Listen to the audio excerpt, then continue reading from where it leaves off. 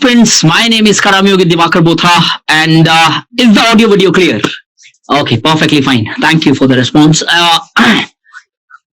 आज से हम स्टार्ट करेंगे Indian society and at least in many of yours civil services के अंदर. I am fine, thank you Rohan.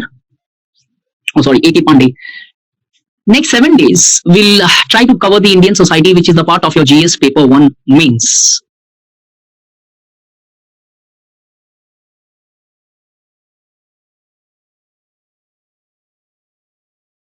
Before starting the Indian society, we'll first understand what exactly is the syllabus of Indian society. And the best thing is this, at least we are having this class on the old platform, जहाँ पे मैं आपसे बात भी कर पाऊंगा, because the mic has not yet been added to the other platform, which we are fast shifting. तो एक चीज देखते हैं कि आप में से कितने लोगों को पता है कि इंडियन सोसाइटी का सिलेबस क्या है, जो अभी हम नेक्स्ट 7 डेज पढ़ने वाले हैं. एनी आइडिया क्या सिलेबस है? बताओ. देखें, globalisation, women, regionalism. Aaj I'll take only 2 hours of class, and believe me, in this next 2 hours, you would just go through an amazing phase of your civil services preparation. It's not that because I've got a high level of IQ, nahi, I'm a pretty much normal person. But एक तरीका होता है पढ़ाई को करने का. There is a way you should approach civil services. Graduation जब exam था तो एग्जाम से 1 महीने पढ़ के शायद हम पास हो जाते थे, लेकिन याद रखना दोस्त, कॉम्पिटिटिव एग्जामिनेशन में आपका पासिंग परसेंटेज डिपेंड करता है बाकी लोगों के पेपर्स अच्छे गए हैं, खराब गए हैं, इसलिए कॉम्पिटिटिव एग्जामिनेशन बोलते हैं इसे. सो अगर आपका 95 आ रहा है टोटल स्कोर सपोज, और बाकी सबका 96 है, तो भी आप सेलेक्ट नहीं होते हो. तो इट्स नॉट दैट कि आपका स्कोर डिटरमाइन करता है सिलेक्शन, बाकी लोगों का स्कोर भी उतना ही डिटरमाइन करेगा आपकी सक्सेस को जितना शायद आपका स्कोर कर रहा है. और इस पूरे के पूरे मोह माया के जाल या फिर जीवन के जाल जिसे बोलते हैं, वैसे इस पूरे जाल से बाहर आने के लिए आपको अपनी लेवल ऑफ प्रिपरेशन एक एक्सेप्शनल लेवल पे लेके जानी पड़ती है. एंड ऐसा लग सकता होगा कि यार ये बोलना बहुत आसान है. नहीं दोस्त, जहां पे आज आप बैठे हो, 2007, 2008, 2009, 2012 में मैं भी उसी तरफ था. And after giving 4 consecutive interviews of civil services, I pretty much realized 3 consecutive and 1 after a break of 2 years. I pretty much realized this fact कि it's more about technique, it's more about the right approach, it's about getting to the essence, not getting to the content. And in next 7 days, I will try my level best, शिद्दत से, passion से, that I do justice with the subject. I only have one request from your side कि बस interactive रखना sessions, ताकि आपके जो doubts है, बिकॉज सोसाइटी एक ऐसा पार्ट है, कोई एग्जैक्ट फिक्स्ड चीज नहीं है यहाँ पे कि कास्ट ऐसी है तो ऐसी ही रहेगी या फैमिली ऐसी है तो ऐसी ही रहेगी. नो, आपकी फैमिली बहुत अलग हो सकती है मेरी फैमिली से, मेरी फैमिली बहुत अलग हो सकती है किसी और की फैमिली से. तो एक जनरल ओपिनियन नहीं होंगे. और रही बात यूपीएससी की, तो यूपीएससी के अंदर ऑन एन एवरेज में पूरे 10 साल 2013 से अगर मैं पैटर्न देखूं, जब सिलेबस चेंज होता है, 2013 से लेकर एटलीस्ट 22 तक के पेपर जो हमारे पास अवेलेबल हैं, लिविंग 23 वाला मेन जो अगले महीने होने वाला है, बहुत डीप क्वेश्चंस पूछे इंडियन सोसाइटी पे. और इंडियन सोसाइटी की सबसे इंपॉर्टेंट बात यह है कि इसके अंदर आपको आता रहता है कोई ना, जो भी क्वेश्चन हो आपको एक ब्रीक आइडिया रहती है उस चीज के बारे में. अब सपोज ज्योग्राफी के अंदर जाऊं, टेम्परेचर इन्वर्जन पूछ लिया और बाई चांस आपको पता ही नहीं है कि भैया ये टेम्परेचर इन्वर्जन जेट स्ट्रीम है क्या, नहीं लिख पाओगे आप आंसर, उधर there is no possibility at all. अब ऐसा पॉसिबल नहीं हो सकता कि आपको कास्ट के बारे में नहीं पता हो, आपको रिलीजन के बारे में नहीं पता हो, समाज के अंदर किनशिप या फैमिली टर्म्स के रिलीजन के बारे में नहीं पता हो, रिलेशनशिप के बारे में नहीं पता हो, या फॉर दैट मैटर रीजनलिज्म की आइडिया नहीं हो आपको. आई मीन रेयरिटी है कि ऐसी कुछ चीजें रहे जो आपको पता नहीं रहे, आपने सुनी सुनाई होगी, आसपास देखी दिखाई चीजें होगी. तो एक चीज पहले क्लियर कर दे रहा हूं, मैं मेरी आइडियोलॉजी आपको बोलूंगा, I just teach you as it is.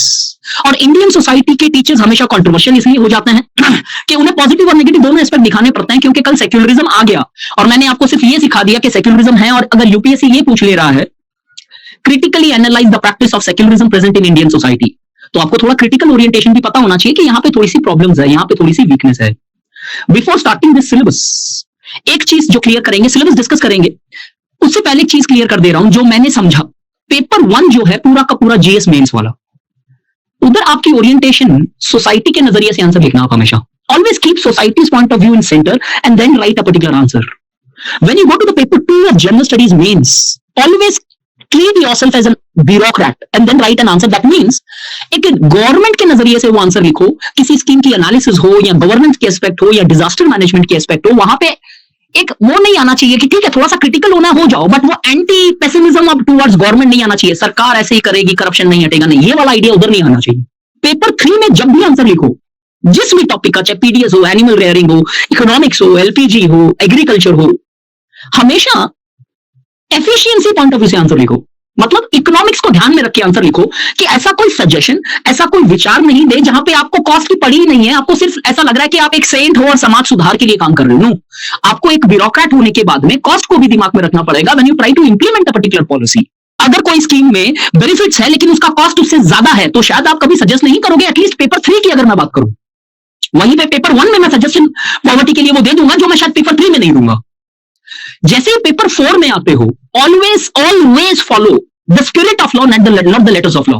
Ultimately जो भी वो केस स्टडी या जो भी वो एक क्वेश्चन पूछा जा रहा है, चाहे वो न्यूट्रलिटी से रिलेटेड हो, कंपैशन से रिलेटेड हो, मोरालिटी से रिलेटेड हो, या फिर किसी भी एक एस्पेक्ट से रिलेटेड हो, वहां पे हमेशा हमेशा सेंटर में रखो कि what is the feel and the essence of that scheme. अगर उसका गोल अचीव हो पा रहा है थोड़े से प्रोसीजर्स को बिना स्ट्रेस किए, तो I would stress on the goal, not on the procedures. This is called as following the spirit of law, not the letters of law. So do always keep these 4 perspectives in mind whenever you write an answer, because होता क्या है, logically हम answer writing तो start कर देते हैं, लेकिन जो पेपर 1 का ओरिएंटेशन है हम पेपर 3 में वो लिख रहे हैं और पेपर 3 का जो है पेपर 2 या पेपर 4 में हम लिख रहे हैं। that creates a mismatch. It's like हर बार खिचड़ी सेहत के लिए अच्छी नहीं होती है यार, वो डिपेंड करता है कि उस खिचड़ी में आपने मिक्स क्या किया है। So always have a very clear mindset when you write a paper कि भैया पेपर 1 है, मुझे ये फोकस में रखना है, उसके अकॉर्डिंगली इसके आंसर्स अरेंज होंगे। Is the first point clear to all the dear aspirants who are listening to me here right now? Okay, thank you guys. अब आती है बात सिलेबस की। जब भी मैंने चाहे स्टडी आईक्यू या फिर for ever from past 10 years since I am teaching, सबसे पहले क्लास स्टार्ट करने से पहले सिलेबस डिस्कशन करना जरूरी है। बिकॉज कई बार जब ऑफलाइन में भी मैंने पढ़ाया है तो ये था कि सिलेबस पता ही नहीं, इंडियन सोसाइटी की क्लास में बैठे हैं लेकिन हमें नहीं पता क्या पढ़ रहे हैं। I mean don't you think फिर टीचर आके कुछ भी पढ़ा के चले जाए, maybe there is a possibility कि आपको पता ही नहीं सिलेबस कौन सा कवर हो गया उधर। मैंने बोल दिया हाँ सोसाइटी हो गया तो बस सोसाइटी हो गया, नहीं बोला तो नहीं हुआ। आप सिलेबस को मार्क करते जाओ जैसे जैसे सिलेबस कंप्लीट होता चले जाए। तो जैसे मैंने इंडियन सोसाइटी में एक एक टॉपिक कंप्लीट करता चले जाऊं, आप मार्क करो अपने कॉपी में कि चलो ये टॉपिक मुझे समझ में आ गया, मेरे पास हो गया, टीचर ने पढ़ा दिया और इसके मेरे नोट्स हैं। आपको क्लियरिटी रहेगी कितना कवर हो चुका है आपका, आपको किस लेवल पे मेहनत करनी है, क्या इसके शेड्यूल बनाने हैं कि GS1 को कितना टाइम देना है या आपके ऑप्शनल को कितना टाइम देना है।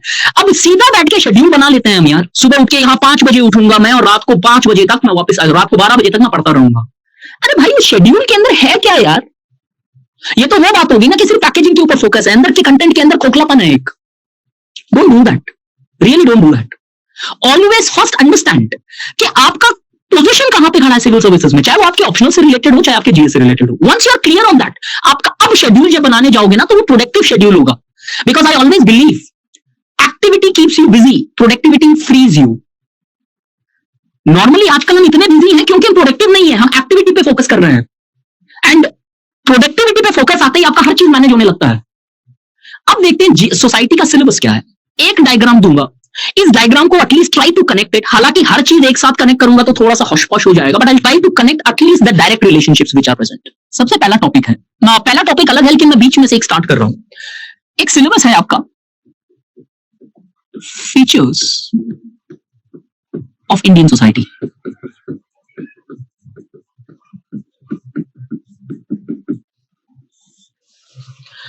सिलेबस में डायरेक्टली मेंशन है क्या पेपर में? Salient features of Indian society. मैंने सिर्फ फीचर्स लिखा है इधर, फीचर्स ऑफ इंडियन सोसाइटी। मजाक उड़ा लो तुम मेरी नाइस हैंडराइटिंग, और कोई फर्क नहीं पड़ता यार, इतनी भी खराब नहीं है, समझ में आ रही है तुम्हें बहुत है। I understand my handwriting is not that good, it was bad then this. और जब आप मार्कर से लिखने लगते हो ना मोटी पेन से, तो आपकी हैंडराइटिंग खराब होती चली जाती है। और इनफैक्ट क्या फीचर्स है इंडियन सोसाइटी के? क्या लगता है what are the features of Indian society? Dynamic caste, identity, inclusive. ये इंक्लूसिव कोई फीचर होता है क्या यार? पॉलिटी, ये पॉलिटी नहीं है यार, पॉलिटी तो हर सोसाइटी। चलो एक चीज देखते हैं। एक सेब मान लो मेरे हाथ में है और एक हाथ में मान लो एक पाइनएप्पल है। अगर मैं बोलूं इस पाइनएप्पल के क्या फीचर है, तो इस पाइनएप्पल में वो फीचर डालोगे क्या जो सेब के हैं, या फिर जो सिर्फ पाइनएप्पल स्पेसिफिक फीचर है वो बात करोगे आप, या ओवरऑल फ्रूट्स के फीचर बोलने लगोगे? सिर्फ पाइनएप्पल के फीचर्स बताओगे ना। तो जब आपको फीचर्स इंडियन सोसाइटी का पूछ रहा है तो उन फीचर्स पे फोकस करो जो मान लिया बहुत सारी सोसाइटीज में मिलेंगे फीचर्स, बट स्पेसिफिकली इंडिया की एसेंस रहा है वो फीचर, इंडिया को आइडेंटिफाई किया गया उस फीचर से। ऐसे कौन से फीचर है? परफेक्ट।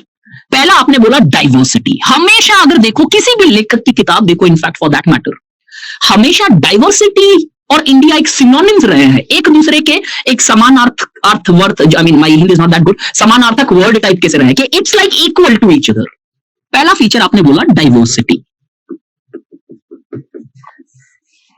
डाइवर्सिटी के बाहर अगर हम जाएं, अब इसके अंदर डाइवर्सिटी सब ले ली है मैंने, जितनी फॉर्म्स ऑफ डाइवर्सिटीज है, डाइवर्सिटी के बाहर जाएं तो क्या आपको लगता है कि कास्ट एक ऐसा फीचर रहा इंडियन सोसाइटी का जहां पे यहां तक डिबेट हो गई कि ये किसी और सोसाइटी में नहीं मिलता है?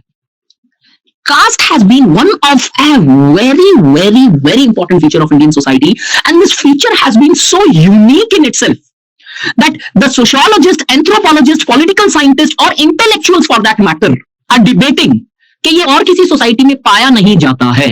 कास्ट लाइक चीजें जरूर मिल सकती है लेकिन कास्ट नहीं है वो।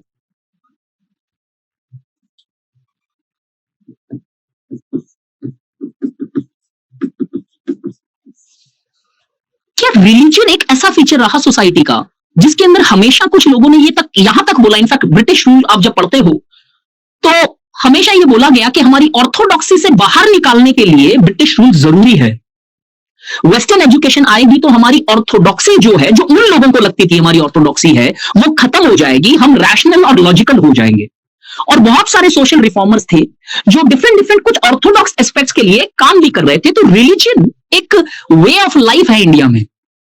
दूसरी जगह एक संस्था है, एक इंस्टीट्यूशन है। इंडिया में ना religion it's like a way of life. आप चाहे किसी भी धर्म से बिलोंग करो, आप जिस भी धर्म से बिलोंग कर रहे हो, उस धर्म का जो कण कण है, उसकी जो इंपैक्ट है आपके बोलने के लहजे में, आपके दिखने के लहजे में, आपके खान पान के लहजे में, आपकी सोच में, आपके प्रैक्टिसेस में, हर जगह दिखती है यार। फॉर एग्जाम्पल मेरा एक दोस्त था जैन, वो जो रेड डॉट आती है ना जिसके अंदर इंडिकेशन होता है कि कुछ शायद एक प्योर वेजिटेरियन नहीं है, वो दवाई भी नहीं लेता था, वो जिसके अंदर रेड डॉट है, चाहे कितने भी इश्यूज हो, कितनी भी एस्पेक्ट्स हो, वो नहीं लेता था। टूथपेस्ट भी वो नहीं करता था वो जिसके अंदर कुछ ऐसी रेड डॉट दिखाई दे रही है।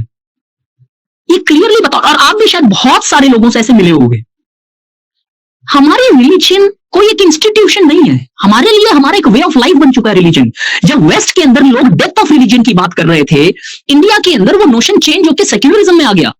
तो एक रिलीजन एक ऐसा फीचर है इंडियन सोसाइटी का जो स्ट्रांगली पहले भी आइडेंटिफाई किया जा रहा था, और हमारे यहां तो कॉन्स्टिट्यूशन में इक्वल ट्रीटमेंट ऑफ रिलीजन के राइट्स भी दिए हुए हैं, आर्टिकल 25 से लेकर आर्टिकल 28 तक। इससे आगे जाने से पहले आपके सिलेबस में है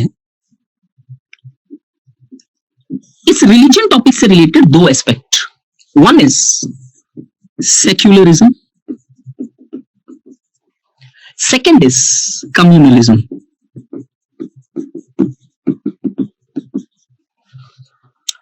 इससे थोड़ा सा और आगे चलते हैं। एक और फीचर जो इंडिया का यूनिक इन इटसेल्फ रहा वो है ट्राइब्स। अरे सर ट्राइब्स तो हर जगह, यस है तो सारी चीजें हर जगह, कास्ट जैसी चीजों को छोड़ दूं तो कुछ, लेकिन फिर भी एक इंडिया का बड़ा यूनिक सा फीचर है। ये कैसे है यूनिक सा फीचर? यूनिक फीचर इसलिए है कि इंडिया से बाहर जब आप जाते हो, स्पेशली वेस्टर्न कंट्रीज के अंदर, वहां पे कॉन्सेप्ट आता है अबॉर्जिनल्स का। अबॉर्जिनल मतलब the original inhabitant of the land, जो उस जगह पे उधर के वंशज या फिर उधर के जो ओरिजिनल इनहैबिटेंट्स वो लोग हैं। इंडिया में जब ये अबॉर्जिनल का कॉन्सेप्ट लगाया गया तो ये पता चला कि इंडिया के जो ओरिजिनल इनहैबिटेंट है वो डिबेटेबल है। आपने हिस्ट्री एंशिएंट इंडिया के अंदर देखा होगा, there are different types of thesis which are present. कोई बोलता है आर्यन बाहर से आए, कोई बोलता है ईरान से आए, कोई बोलते हैं यहाँ पे द्रविडियन या दसायूज ओरिजिनल इनहैबिटेंट है। ये डिबेट रह गई इंडिया में। अब इंडिया में अबॉर्जिनल का कॉन्सेप्ट क्योंकि लागू नहीं हो पा रहा था, और दूसरी चीज अबॉर्जिनल का कॉन्सेप्ट उन्हीं सोसाइटीज में होता है जहां पे क्लियर कट सेपरेशन है बिटवीन अबॉर्जिनल्स और दूसरे द कॉमन पीपल। इन दोनों में इंटरेक्शन हमेशा बंद करके रखा जाता है, क्लियर डिमार्केशन। ऐसा एक देश है जो आगे ट्राइब्स करेंगे तब देखेंगे, ऑस्ट्रेलिया एक था, अब तो वो भी नहीं है। इंडिया की एक यूनिक फीचर ये रहा कि हमेशा ट्राइब और दूसरी सोसाइटी कॉमन लोगों के बीच में इंटरेक्शंस बना रहा। कैसे एक दूसरे से बोरो करते थे चीजें, एक दूसरे के कल्चरल एस्पेक्ट ही नहीं, एक दूसरे से इंटरेक्ट और मैरिजेस भी होती थी। अब इसके कारण हमारे पास एक कॉन्सेप्ट आया ट्राइब का। हमने अबॉर्जिनल्स नहीं पढ़े इंडिया में, हमने जो पढ़ा वो है ट्राइब्स। अबॉर्जिनल का मतलब शिवानी जो ओरिजिनल इनहैबिटेंट्स है, जैसे फॉर एग्जांपल, अच्छा किसी ने हिंदी में लिखा है मूल निवासी, मतलब वो वहीं से रहते आए हैं, उसी पार्ट में रहते हुए आए हैं, उनके वंशज डिसेंडेंट्स उधर ही रहे हैं हमेशा, वो उस एरिया के ओरिजिनल या मूल निवासी है, native of those particular place. इस ट्राइब के अंदर अगर आप अपना सिलेबस देखो तो जब ये ट्राइब करा दूंगा, इस ट्राइब के नीचे एक पार्ट करवाऊंगा जो आपके सिलेबस से डायरेक्टली रिलेशनशिप रख रहा है, वो है रीजनलिज्म। इससे आगे और एक फीचर में जाएं तो आपके लिए आपकी दुनिया के अंदर आपकी लाइफ में सबसे इंपॉर्टेंट क्या है? कल्चर और सारी चीजें ये डाइवर्सिटी में करेंगे। फैमिली 99% लोगों ने यहाँ पे, अरे यार किसी ने तो फूड लिखा है, ये क्या है? मतलब ठीक है, कोई बात नहीं है, अभी जितनी मजाक करनी है कर लो, लेकिन याद रखना यूपीएससी ना बहुत भयंकर मजाक करती है। Remember this. प्यार से बहुत बड़ी बात कहके जा रहा हूं यहाँ पे। अभी खाना इंपॉर्टेंट होगा आपके लिए, लेकिन ये खाना खाने की आदत ही छूट जाएगी अगर यूपीएससी अपने पे आ गया तो। क्योंकि जिस एग्जाम को आप तैयार कर रहे हो ना, और जिस एग्जाम के लिए शायद आप तैयारी कर रहे हो 5-6 महीने से, या जब से भी आप कर रहे हो, वो एग्जाम ना हल्के में मत लेके जाना। वाई? बिकॉज यूपीएससी का फुल फॉर्म मैं हमेशा बताता हूं जब कुछ ऐसे मुझे जवाब मिलते हैं तब। Unique process of spoiling your career. If you do not take this seriously, आपका करियर कब हाथों से निकल जाएगा ना पता भी नहीं चलेगा। देखते देखते पूरा यूथ प्रिपरेशन में निकल गया, और वहीं खड़े हो जहां पे शायद 6 साल पहले खड़े रहे होंगे। भगवान नहीं करे किसी के साथ हो, लेकिन फैक्ट है ये। क्योंकि मैं यहाँ पे आपको मोटिवेट करने तो आया नहीं हूं, मैं आपको प्रैक्टिकली इस एग्जाम के चैलेंजेस बताने आया हूं। This is what I M, this is how I am, this is how I will be. So please be very careful with this exam. आपके सामने एक बहुत अच्छा सा मॉडल खड़ा है जो unique process of spoiling your career का अच्छा खासा रिफ्लेक्शन है। तो I just only want you to take this examination seriously, because ये जरूरी है। इधर कहीं ना कहीं आपको सीरियस होना पड़ेगा एग्जाम के लिए। अब यस अगेन आपकी चॉइस है। इंपॉर्टेंस मैंने सवाल भी बहुत जनरल पूछा था। एक मैं जो आंसर चाह रहा था जहां मुझे लगता ये है, वो है फैमिली। शायद बात आपकी अगर फैमिली पे आए तो आप कुछ भी कर ले जाओगे, ऐसा लगता है मुझे, या फिर आपको भी ऐसा लगेगा कि you may largely go to any extent if it comes to your family, because the father of the nation Mahatma Gandhi himself said कि if it comes to my family I will not hesitate to be violent। मैं violence use कर लूंगा अगर मुझे protect करना पड़ा family को, मारने के लिए नहीं, किसी को, मेरी फैमिली को प्रोटेक्ट करने के लिए। इंडिया में एक आदमी 3 आइडेंटिटी हमेशा रखता है, ये कुछ लोग बोल के गए हैं। एक है अपने विलेज की आइडेंटिटी कैरी करता है, हमारे नाम के पीछे भी विलेज लगाए जाते हैं। इंडिया में देखो बहुत सारे एग्जांपल, स्पेशली पंजाब वाली साइड में आपको देखने को मिलेगा। सिद्धू मूसेवाला, आप नाम लगाते हो अपने गांव का अपने पीछे। दूसरा है कास्ट, और कास्ट का शायद मुझे बोलने की फिलहाल जरूरत ही नहीं है। और तीसरा है फैमिली। ये 3 आइडेंटिटी एक ऐसी है जो ऑलमोस्ट नियर यूनिवर्सल या जनरली प्रेजेंट है एक इंडियंस के अंदर या इंडियन सोसाइटी के अंदर। ये थे कुछ features, because all the features can not B fitted here. मैं स्टार्ट कहां से करूंगा क्लास? First feature. जैसे जैसे मैं फीचर्स पे चलते जाऊंगा उसके नीचे के सिलेबस उसी जगह पे कवर करते जाऊंगा। बट अगेन सिलेबस के अभी कितने टॉपिक डायरेक्टली हो गए आपके? 1 2 3 4 5, लेकिन सिलेबस अभी तो खत्म नहीं हुआ है। अब ये तो थे एक overall basic feature of Indian society. Indian society में हुआ ये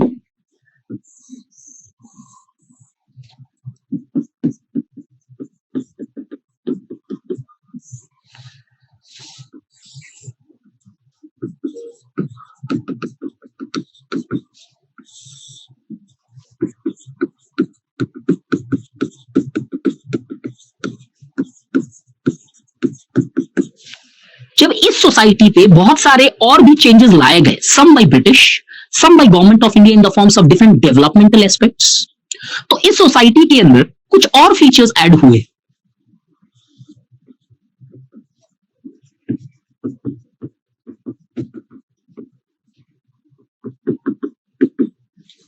उसमें एक फीचर है अर्बनाइजेशन, जो डायरेक्टली आपके सिलेबस में मेंशन्ड है, अर्बनाइजेशन। अब इन फीचर्स को ठीक करने के लिए या फिर इस पूरी सोसाइटी को डेवलप करने के लिए गवर्नमेंट ने डिफरेंट टाइप्स के मैकेनिज्म्स अडॉप्ट किए। वो legal mechanisms, statutory mechanisms, policy based mechanisms या फिर एजुकेशन बेस्ड मैकेनिज्म्स। बहुत सारी चीजें सोसाइटी पे आई, सोसाइटी में बदलाव आए, कुछ फीचर्स रहे, इससे कुछ और चैलेंजेस भी आए।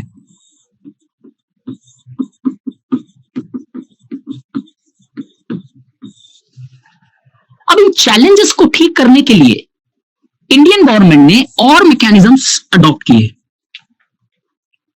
कैसे? Social empowerment. When the development measures taken in India did yield positive results, but at the same time इस डेवलपमेंट से कुछ नेगेटिव या फिर कुछ चैलेंजेस बने। इन चैलेंजेस को भी टैकल करने के लिए सरकार ने फिर कुछ कदम उठाए, क्योंकि ये चैलेंजेस नॉर्मली दिखाई उन लोगों में दिए जो डिप्राइव्ड थे सोसाइटी में, जो शायद डिस्क्रिमिनेटेड थे या किसी चीज का शिकार हो रहे थे, जिसे आप पेपर 2 में पढ़ते हो, वल्नरेबल सेक्शंस सोशल जस्टिस में। अब इन चैलेंजेस को ठीक करने के लिए बहुत सारे सोशल एम्पावरमेंट मैकेनिज्म्स आए, और इस सोशल एम्पावरमेंट में मैं करूंगा यहां पे वुमेन एंड वुमेन ऑर्गेनाइजेशन। इस चैलेंजेस के अंदर एक चैलेंजेस तो कहीं इनइक्वालिटी का था जो एम्पावरमेंट से टैकल किया गया, इसी में एक चैलेंज और था।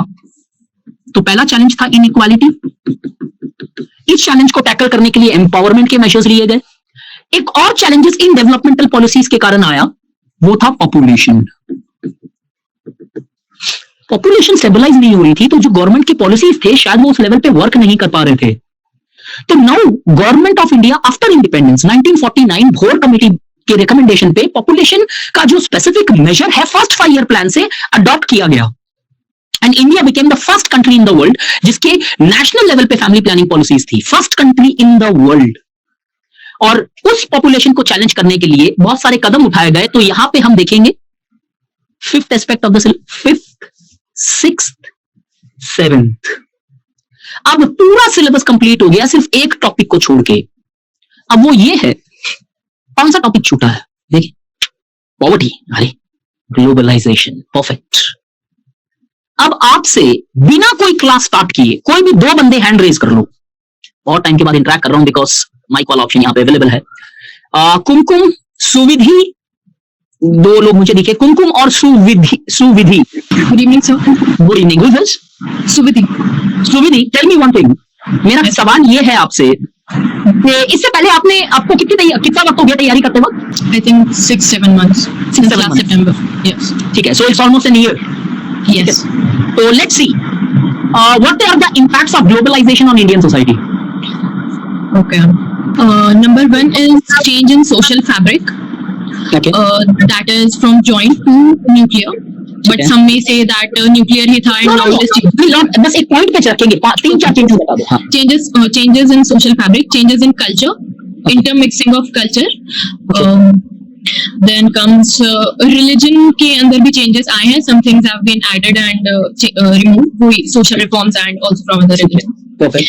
Then condition of different sections of society has been changed, मतलब it has not been stagnant, and one reason is globalization, other is the social reforms and all that. और ऑल दैट सोशल रिफॉर्म्स को 2 बार बोल दिया आपने, ठीक है, sorry. कोई बात नहीं, no that's okay Suvidhi, that's okay, we need to learn now. अब मुझे एक बात बताओ, आपसे एक छोटा सा सवाल और पूछ रहा हूं, ठीक है? यस। अगर मैं आपको बोलूं कि आपके पास कैपेसिटी है 5 सेकंड में 10 पॉइंट बोलने की, वुड यू बिलीव दिस? मैंने सोसाइटी स्टार्ट भी नहीं की है।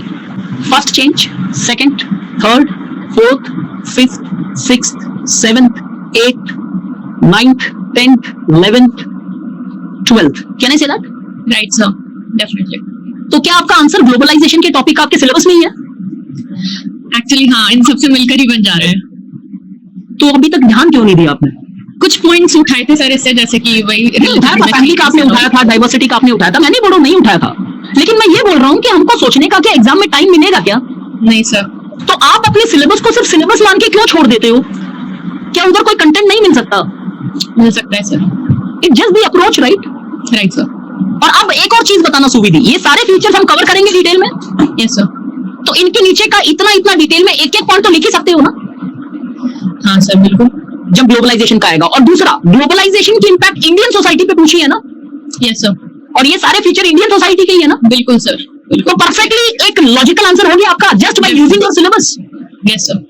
And that's the only goddamn thing which I'm trying to teach you. I'm going to teach you in next 7 days. I promise you that. ठीक है? Yes sir. Thank you Suvithi. Thank you. Thank you sir. Thank you. I hope अब सबको समझ में आ गया होगा कि सिलेबस पढ़ना एक बात है, सिलेबस को यूज करना is completely. Yes, women and women organisation करेंगे यार, मैंने लिखा है कहीं, वुमेन एंड वुमेन ऑर्गेनाइजेशन करेंगे। और आज बोल दे रहा हूं मैं, अगले महीने एग्जाम है। वुमेन और वुमेन ऑर्गेनाइजेशन से इस साल 100% क्वेश्चन आ रहा है। इफ एंड बट नहीं बोल रहा हूं, आ रहा है मतलब आ रहा है, कंफर्म है। आप अगले महीने चेक कर लेना and do DM me on my social media handles कि आया सर। आज का टाइम नोट कर लो चाहे आप, और या डेट नोट कर लो, बिकॉज एक बहुत बड़ी चेंज आई थी इस साल इसमें। और वो भी करके बता दूंगा, एक आर्टिकल भी है जो मैंने इससे नोट्स बनाई है, I send you that as well. But now let's see, आपको सिर्फ अप्रोच पे फोकस करना है अगले 7 दिन, और इनफैक्ट उसके बाद भी करो तो you will realise the difference in next coming 10 to 15 days.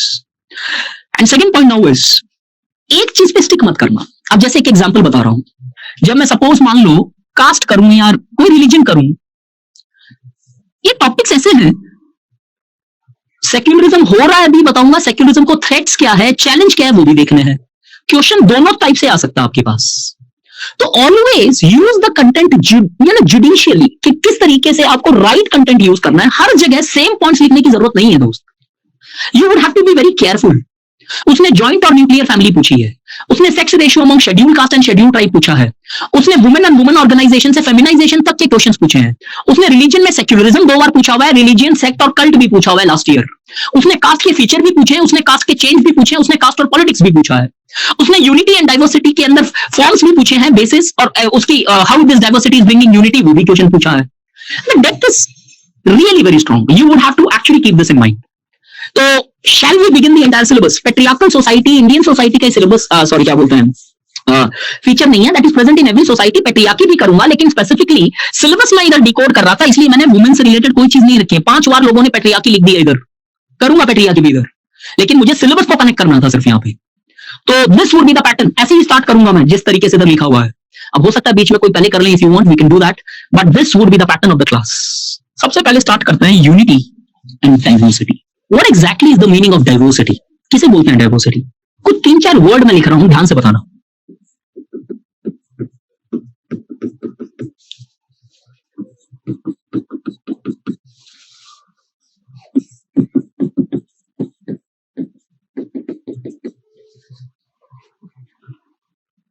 पहले डाइवर्सिटी देखेंगे, फिर यूनिटी, यूनिफॉर्मिटी देखेंगे, फिर दोनों को कनेक्ट कर देंगे। Now, what exactly is the meaning of diversity? Harmony, no. Book कौन सी लेनी है? चलो पहले किताब ही देख लो यार। देखो, इंडियन सोसाइटी के ऊपर किताब तो लेने से कोई फायदा नहीं होने वाला है। मेरा रेकमेंडेशन है, जिन जिनका सोशियोलॉजी नहीं है वो इंडियन सोशियोलॉजी की एनसीईआरटी जरूर पढ़े यार। उधर आपको बहुत अच्छी अच्छी क्लियरिटी मिल जाएगी, एटलीस्ट एट द लेवल जो आपको जीएस में चाहिए होता है वो मिल जाएगा आपको अच्छे से। और सेकंड, मैं एक और रिकमेंडेशन दूंगा, कोई भी इंस्टीट्यूशन का जो इंडियन सोसाइटी का मटेरियल है ना, लगभग 70-80 कुछ पेजेस में होना चाहिए मेरे हिसाब से, उतना मटेरियल पढ़ के रखना आप। बिकॉज डेप्थ में जाने का कोई मतलब नहीं बनता है, आपको क्लियरिटी होनी चाहिए कि अच्छा सेक्युलरिज्म होता क्या है, या जो भी कॉन्सेप्ट है वो क्या है exactly and how it is operating. उसके बाद में अगर ये लेक्चर के हैंड रिटन नोट्स आपको मिलते हैं और कंप्लीट तरीके से, तो then don't you have to study anything. इतना इंडियन सोसाइटी कर लेना, you are settled as far as Indian society is concerned. तो कोई मटेरियल चलेगा अगर आपको थोड़ा सा और ज्यादा पढ़ना है तो, बट अगर क्लास नोट्स मिल जाते हैं जहां पे ये एस्पेक्ट्स और क्लास डिस्कस की जा रही है, then I don't even think you would have to need any other source to study Indian society, because subjects such as Indian society can not be studied from book, provided आपको बस basic idea हो, communalism, secularism, caste, features, untouchability, reforms, ये सारी चीजें। अगर ये है जो हो जाएगी अगले 7 डेज में, वेट फॉर अ टाइम। 7 दिन के बाद मुझे ये क्वेश्चन फिर पूछ लेना कि बुक पढ़नी पड़ रही है क्या अब आपको, बट थोड़ा टाइम लगेगा ना, पहला 1 घंटे में तो सब नहीं हो पाएगा। Name of the NCERT book, sociology, the NCERT of sociology, 11th और 12th स्टैंडर्ड की एनसीईआरटी आती है, सोशियोलॉजी ही नाम है, इंडियन सोसाइटी से related. Do read those up if you can do it. What is the meaning of diversity? Let's understand this.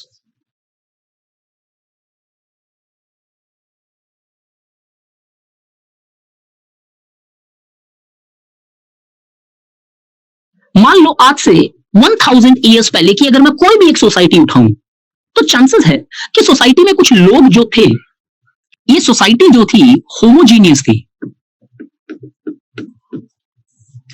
Similarity was very strong and the people were more or less belonging to the same caste, religion, race या कोई culture की अगर बात करो तो। लेकिन धीरे धीरे अगर मैं आज की सोसाइटी देखूं,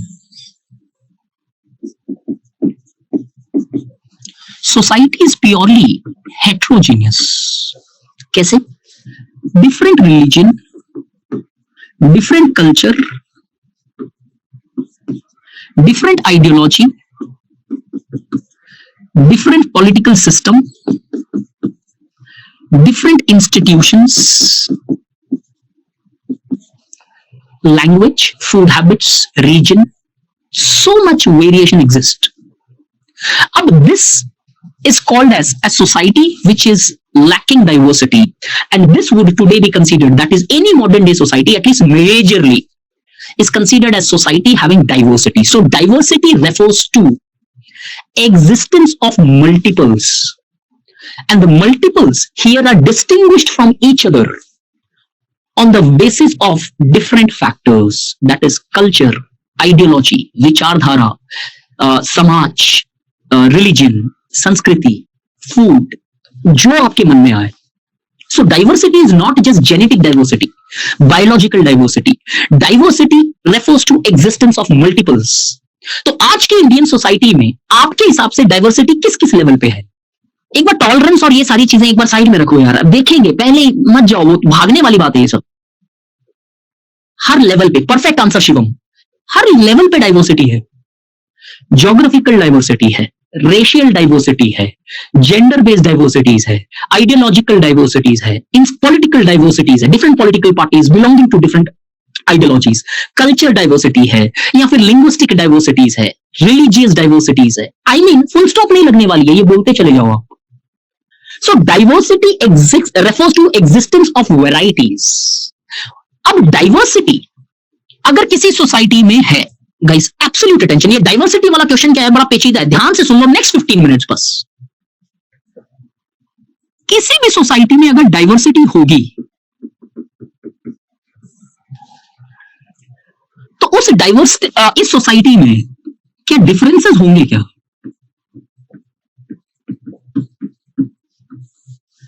दीज आर डिफरेंट थिंग्स. क्या वो डिफरेंट होंगे? 100% होंगे. दैट मीन्स ये पॉइंट लॉजिकली फिट कर लेना माइंड में.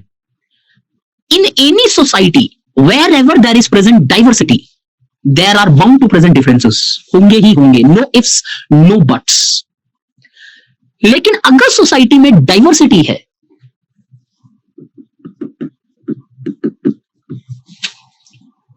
तो क्या सोसाइटी में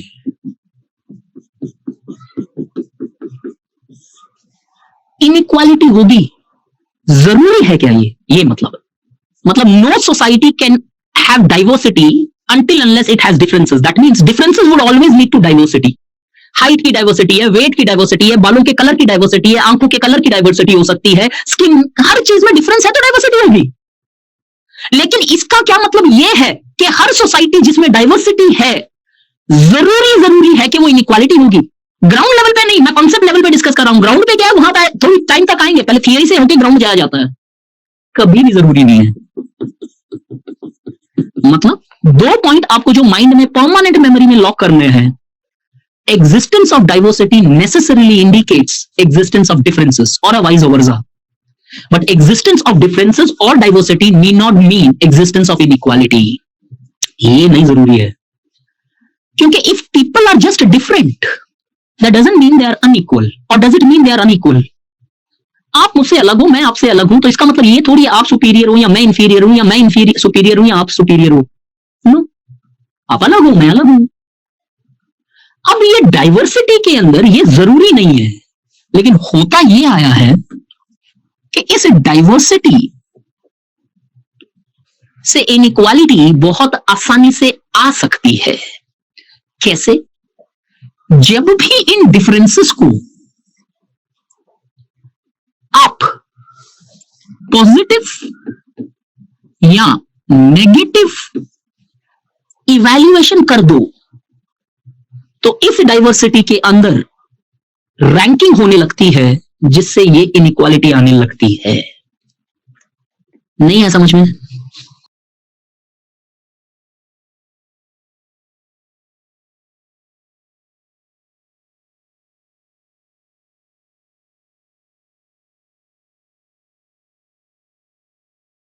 कास्ट कुछ ऐसा सा है, ब्राह्मण, क्षत्रिय, वैश्य, शूद्र, ऐसा ही है ना, जो नॉर्मली हमने पढ़ा है. अब अगर मैंने ये बोल दिया ये ज्यादा बेटर है, ये सबसे पोल्यूटेड है, खराब का मेरा मतलब है पोल्यूटेड, यहां पे कि ये पोल्यूशन अटैच किया गया इससे, नेगेटिव वैल्यू पॉजिटिव वैल्यू. जैसे ये डिफरेंसेस के ऊपर ये इवैल्यूएशन अटैच कर दिया गया, इस डाइवर्सिफाइड सोसाइटी के अंदर आ गई inequality. Therefore, any society which is diversified, possibility of inequality becomes much more higher. वहां पे inequality आने के chances बढ़ जाते हैं, क्योंकि डाइवर्सिटी के अंदर ऑफन हम लेबल कर देने लगते हैं चीजों को, रैंक कर देने लगते हैं चीजों को, और जैसे ही आपने पॉजिटिव नेगेटिव इवैल्यूएशन अटैच किया, क्या बन गया, ये इस तरीके से दिखने लगा फिर, और इधर से ये आ गई इनइक्वालिटी। तो इस इनइक्वालिटी का एक मूल कारण डाइवर्सिफाइड सोसाइटी में होता है attachment of positive and negative evaluations. तो please always remember this, diversity refers to existence of multiple variety, but existence of diversity never indicates that inequality is always present. ये first point सबको clear है ना, क्या बोलना चाह रहे हैं यहां पे? सिर्फ डिफरेंसेस होती है डाइवर्सिटी में, ये बात और है यहां पे, अब ये आने लगी। अब दूसरा पार्ट देखते हैं। अगर किसी सोसाइटी में डाइवर्सिटी हो और अगर किसी सोसाइटी में डाइवर्सिटी नहीं है, दोनों में से किस सोसाइटी में यूनिफॉर्मिटी मिलती है? प्लीज अच्छे से बताना, यूनिफॉर्मिटी किस सोसाइटी में है? ये मैं 1 लिख दे रहा हूं, ये मैं 2 लिख दे रहा हूं। सेकेंड में परफेक्ट।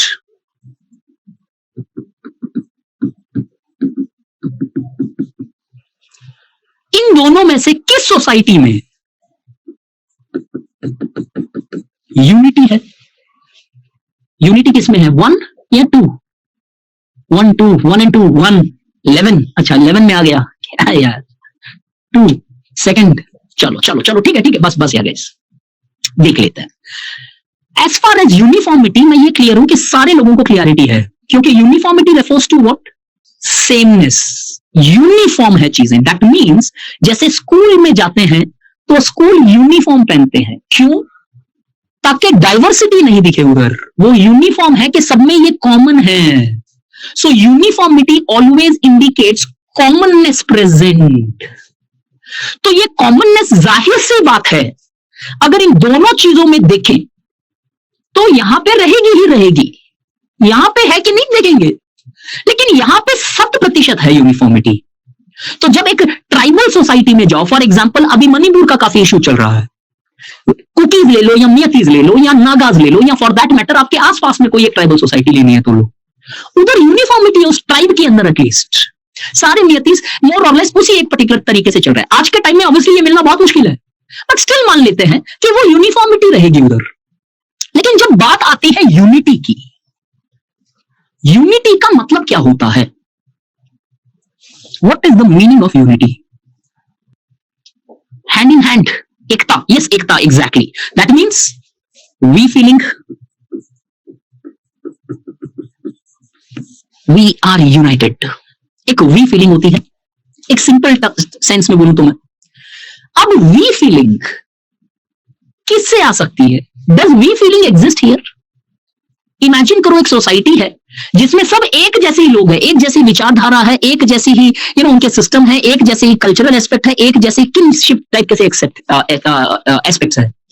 यहां पे यूनिटी एक नॉर्मल सर्कमस्टेंसेस में होनी ही होनी चाहिए। क्यों? When the people are largely similar to each other, there is no point of difference. And when there exists no point of difference, there is a possibility always existing of having a we feeling. तो भाई जितना clarity इस वाली society में है ना, उतना ही debate इस वाली सोसाइटी में है। जहां तक कोई भी होमोजीनियस सोसाइटी की बात करें तो आज से 1000 साल पहले या फिर आज भी कुछ छोटी छोटी कम्युनिटी अगर हम देखें, diversity does not exist. In such circumstances, the uniformity exists, and uniformity automatically becomes a base for becoming united together. कह सकते हैं? क्या कर रहे हो यार तुम लोग? हम इधर यूनिफॉर्मिटी छोटी सोसाइटी के अंदर इंडिविजुअल की सोच के हिसाब से नहीं चलता है। एग्जांपल देता हूं मैं, ध्यान से समझो, आप लोग कंफ्यूज कर रहे हो, आप इंडिविजुअल पे लेके आ जाओ उधर। सर मेरी मर्जी मैं नहीं करूं तो नहीं, हम इंडिविजुअल की बात नहीं कर रहे हैं यार। We are taking assumptions just to make us clear कि इस डाइवर्सिटी वाली सोसाइटी में क्या इश्यूज होता है। आप अपने गांव के बारे में सोचो, अगर if you belonging to a particular village में क्या होता है कि आप अपने हिसाब से एक्शन ले रहे हो क्या? अरे नहीं ये फला फला का बेटा या बेटी है, अच्छा नहीं लगेगा, ये नहीं लगेगा, हो क्या रहा है, उधर एक यूनिफॉर्मिटी रहती है पैटर्न में। और आप बहुत बार एक्सटर्नल प्रेशर ज्यादा फील करते हो उस गांव के अंदर when compare to maybe if you are living in a city. उससे कंपेयर करो ये होमोजीनियस सोसाइटी जो आज प्योर सेंस में वर्ल्ड में ज्यादातर जगह नहीं है, बट एटलीस्ट हमें समझना तो पड़ेगा कि इसमें क्या कॉम्प्लिकेशंस आ रही है व्हेन यू अंडरस्टैंड दिस। तो जो होमोजीनियस है ना, एक जैसी सोसाइटी, वहां पे डिफरेंस नहीं होता है। और जब डिफरेंस नहीं होते, डिफरेंस मतलब हाइट वेट के नेचुरल डिफरेंस रहेंगे, लेकिन उनके ऊपर मीनिंग अटैच नहीं किया जाता है। और जो चीज सेम होती है उसके अंदर यूनिटी आने के चांसेस ज्यादा है। For example, the Portuguese became a nation on the basis of common ethnic identity. Britain became a nation on the basis of common Britain identity. Same thing applies to Spanish, or same thing maybe today applies to Kosovo, or same thing maybe today applying to Kurds in Turkey as well. क्या हो रहा है? Common ethnic identity पे वो commonness आ रही है चीजों में। तो एक जस्ट पॉइंट ऑफ व्यू समझो। इधर कॉन्ट्राडिक्ट करने जाओगे, मैं हर एक चीज मेरी कॉन्ट्राडिक्ट कर सकता हूं। यहाँ पे पहले टाइम मैंने बोला था, और जो लोग सोशियोलॉजी से हैं, don't apply your sociological knowledge. मैं भी जानता हूं सोशियोलॉजी, ठीक है। एक पॉइंट है, समझो, क्योंकि चाहता तो मैं सीधा ये डिस्कस कर लेता, फिर आपको इन दोनों की कॉम्प्लिकेसीज नहीं आती समझ में। कल यूपीएससी ने क्वेश्चन दे दिया, in India there exist unity not uniformity, discuss. क्या लिखोगे? फंस जाओगे वहां पे, क्योंकि यूनिटी तो आपने पढ़ ली, यूनिफॉर्मिटी आपने पढ़ी नहीं। और अब लगने लगा अरे यार ये लिखूं क्या, कहानी आने लगती है आंसर में फिर। तो ये पॉइंट एक अजम्पशन लेके चल रहा हूं मैं सिर्फ, क्योंकि आज नहीं मिलती है सोसाइटी, मैं पहले भी बोल चुका हूं होमोजीनियस। तो एक यूनिफॉर्मिटी होती है इधर, एक यूनिटी नॉर्मली आनी ही चाहिए इधर, क्योंकि बहस की कोई वजह ही नहीं होती है।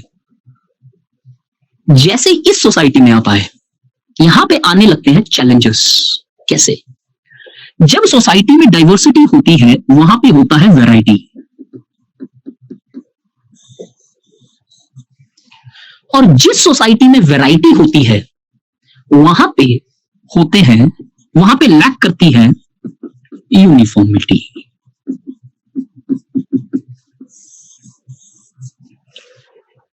Uniformity is one of the basic principle or a feature of a society which are homogeneous.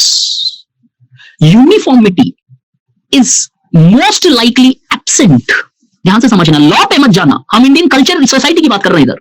Uniformity is more or less absent in a diversified society. ये तो एक्सेप्टेबल है कि जब डाइवर्सिटी ज्यादा होती है वो यूनिफॉर्मिटी नहीं है। आप हमारी सोसाइटी का एग्जांपल ले लेते हैं।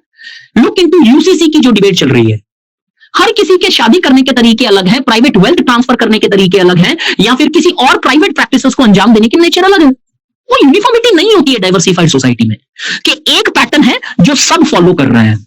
ये यूनिफॉर्मिटी एट द बेस्ट, आपकी कंफ्यूजन दूर करने के लिए दे देता हूं, eight the best legal level पे रहती है। अब क्लियर है कि लॉ पे यूनिफॉर्मिटी रहती है ऐसी डाइवर्सिफाइड सोसाइटी में। क्यों? क्योंकि ये लॉ एक ऐसी चीज है जो ये इंश्योर कराता है। तो अब आपके पास क्या आंसर है? क्या यूसीसी आना चाहिए कि नहीं इंडिया में? इतने डिस्कशन से सिर्फ, India is a diversified society, uniformity does not exist, but even if at the legal sphere if there is no uniformity, then rather than protecting the diversity, the different laws would largely create differences within diversity, leading to inequalities in society. And hence, UCC is required in order to ensure unity with diversity. समझ में आया कि concept पे पकड़ आ जाती है ना, तो हर चीज कॉन्सेप्ट से निकलने लगती है फिर, कि अगर यूसीसी नहीं आएगा तो इस डाइवर्सिफाइड सोसाइटी में यूनिफॉर्मिटी लाने का तो एक ही तरीका है भाई, लॉ। और अगर लॉ में भी यूनिफॉर्मिटी नहीं है तो ये यूनिटी सबसे पहले गिर जाएगी आपकी। क्यों? वो बोलेंगे हमारा ये पर्सनल लॉज है, ये बोलेंगे हमारा ये पर्सनल लॉज है, और दोनों एक दूसरे के पर्सनल लॉ को चैलेंज करेंगे, और चैलेंज करेंगे तो कॉन्फ्लिक्ट आएगी। कॉन्फ्लिक्ट आते ही ऑटोमेटिकली वल्नरेबल हो जाएगा आपका यूनिटी। जब पेपर में लिखो यूसीसी का, 2015 में ऑलरेडी क्वेश्चन आ चुका है, अगर वो पेपर में आए अभी तो ऐसे कॉन्सेप्ट से यूज करना आंसर को, because this is the only way to get those marks which takes you to all India rank. कि यार कनेक्शन तो बनाओ कॉन्सेप्ट में, कुछ एक रीजन से सिलेबस दिया है ना यूनिटी एंड डाइवर्सिटी आपको। आप बैठ के सुप्रीम कोर्ट के ओपिनियन लिख रहे हो क्या? पेपर 2 लिख रहे हो क्या यार? ये फलाने ने ये बोला, ये फलाने ने ये बोला, ये इसने ये बोला, आपने लॉजिकली प्रूव किया। देखो भाई ये एक जरिया है करने का, अगर आप करना चाहो तो। आगे बढ़ते हैं, यहां तक सबको क्लियर है ना गाइस? सॉरी यार मैंने यूसीसी कनेक्ट कर दिया, थोड़ा कंफ्यूज हो गए आप लोग, I am so sorry. But again कई चीजें कनेक्ट करनी जरूरी है ताकि आप साइड में लिखते चले जाओ। अब कभी आ जाए तो आपके पास एक ओपिनियन होना चाहिए। Everything is clear in here? Thank you. अब आगे चलते हैं। डाइवर्सिटी होने से वैरायटी होती है, वैरायटी होने से सबसे पहला विक्टिम होता है भैया यूनिफॉर्मिटी। अब यूनिफॉर्मिटी तो विक्टिम है, डिबेट है यहां पे कि क्या यूनिटी होती है क्या इन सोसाइटी में। Let's look into this. Is there a possibility of ensuring unity within the diversified society?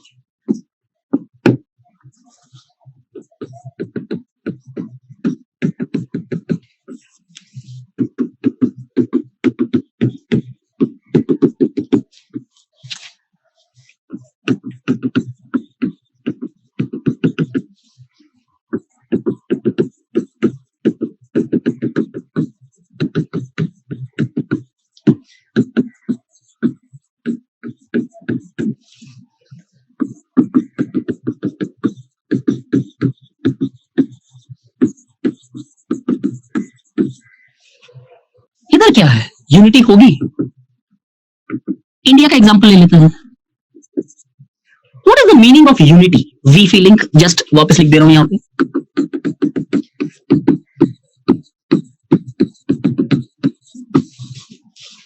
We feeling होनी चाहिए। देखते हैं इस टाइम की सोसाइटी में वी फीलिंग कहां से आती थी। अगर इन सोसाइटी को देखें तो ये वी फीलिंग आई कहां से?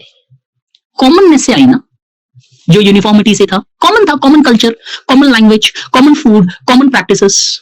तो कहीं ना कहीं ये आ रहा था एक कॉमन वैल्यू से।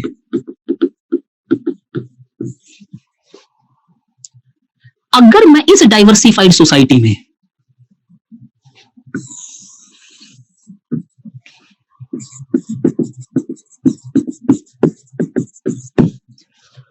मान लो डाइवर्सिफाइड सोसाइटी है, इस पे मैंने कॉमन वैल्यू को इंपोज कर दिया, यूनिटी आएगी या कॉन्फ्लिक्ट आएगी?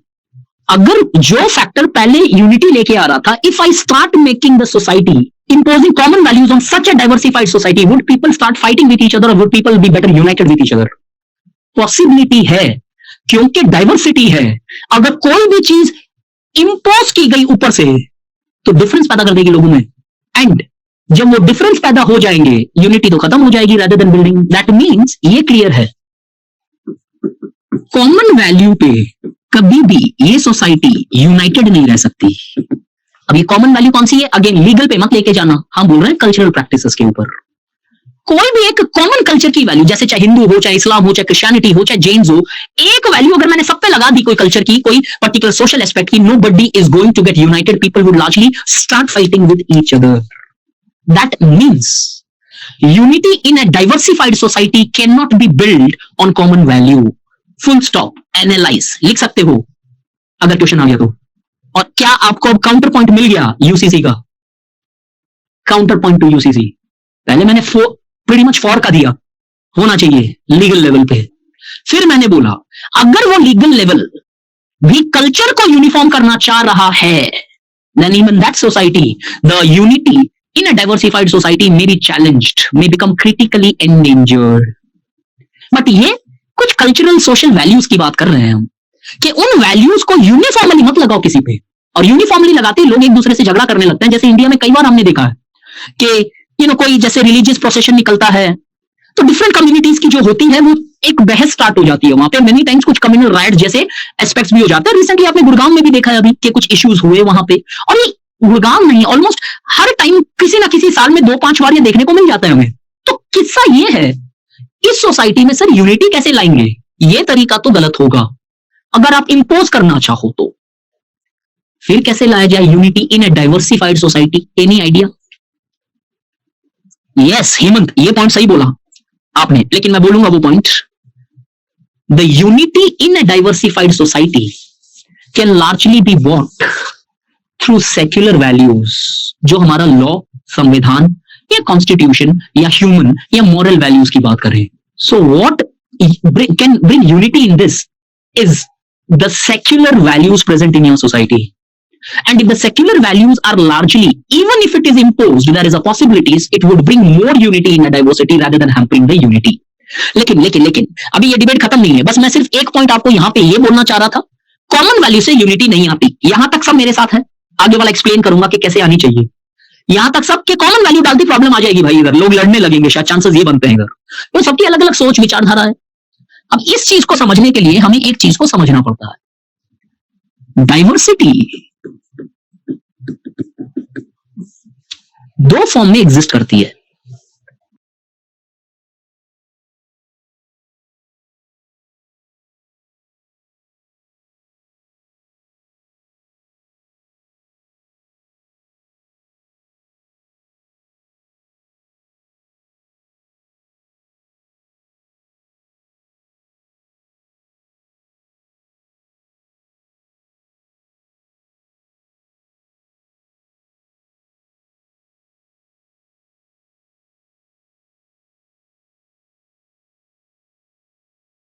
इन दोनों का नाम सुना है कभी? Salad bowl culture and melting pot culture. अच्छा, किसी ने मुझे आंसर पूछा, Ashish Ranjan, why we are so sensitive about religion. इसका आंसर तो मेरे पास नहीं है यार। दो टाइप के टर्म्स, कभी never heard of that, no issues, I will explain it. Salad bowl culture क्या होता है? If you look into a bowl of salad, all the vegetable or maybe a fruit salad all stayed together, खीरा टमाटर जो भी है उसके अंदर वेजिटेबल सैलेड में, बट क्या खीरे का टेस्ट खीरे ने लूज कर दिया क्या, या फिर वो खीरा दिखाई दे रहा है, अच्छा ये खीरा खा रहा हूं मैं, ये टमाटर खा रहा हूं? Salad bowl culture can be just, the term can be compared to a bowl of vegetable और a fruit salad where every fruit और a vegetable exist with other vegetables and fruits without losing its identity. खुद की identity रहती है उधर, लेकिन साथ में रहते हैं वो। टमाटर भी है उसमें, खीरा भी है उसमें, कैरेट भी है उसमें, कैबेज भी है उसमें, या XYZ है, सबकी अपनी इंडिपेंडेंट आइडेंटिटी है उधर, लेकिन सब साथ में है। इसे बोलते हैं multicultural society, where different culture stays together without losing their cultural identities. तो एक सोसाइटी का एग्जांपल ले लो, जहां पे अगर मैं रिलीजन के लेवल पे देखूं फिलहाल, जहां पे हिंदूज भी है, मुस्लिम्स भी है, क्रिश्चियंस भी है, जैन्स भी है, सिख्स भी है, पारसीज भी है, या फिर कोई और रिलीजन के मजहब रिलीजन के लोग भी हैं, तो ये है मल्टी कल्चरल सोसाइटी। उस हाउसिंग सोसाइटी को एक मल्टी कल्चरल सोसाइटी बोल सकता हूं। मेल्टिंग पॉट कल्चर क्या होता है? मेल्टिंग पॉट कल्चर, मान लो उसी सैलेड को आपने एक मिक्सर ग्राइंडर में डाल दिया और इस तरीके से मैश कर दिया कि अब जब एक चम्मच सैलेड खाओगे तो सब फ्रूट्स या सैलेड का वेजिटेबल्स का टेस्ट आएगा। कभी किया ऐसा? एक दूसरे से इतना घुल मिल जाते हैं कि आप आइडेंटिफाई नहीं करते, अरे यार ये खीरे का टेस्ट है या टमाटर का है, अरे यार ये अलग सा मिक्स सा टेस्ट आ रहा है कुछ। वो होता है melting pot culture. Melting pot culture जो है एक नियरेस्ट रिप्रेजेंटेटिव है प्लूरल सोसाइटी का। अब ये होता क्या है? Melting pot culture is one where the people are intertwined with each others culture, that the differences disappears, the similarities become more profound.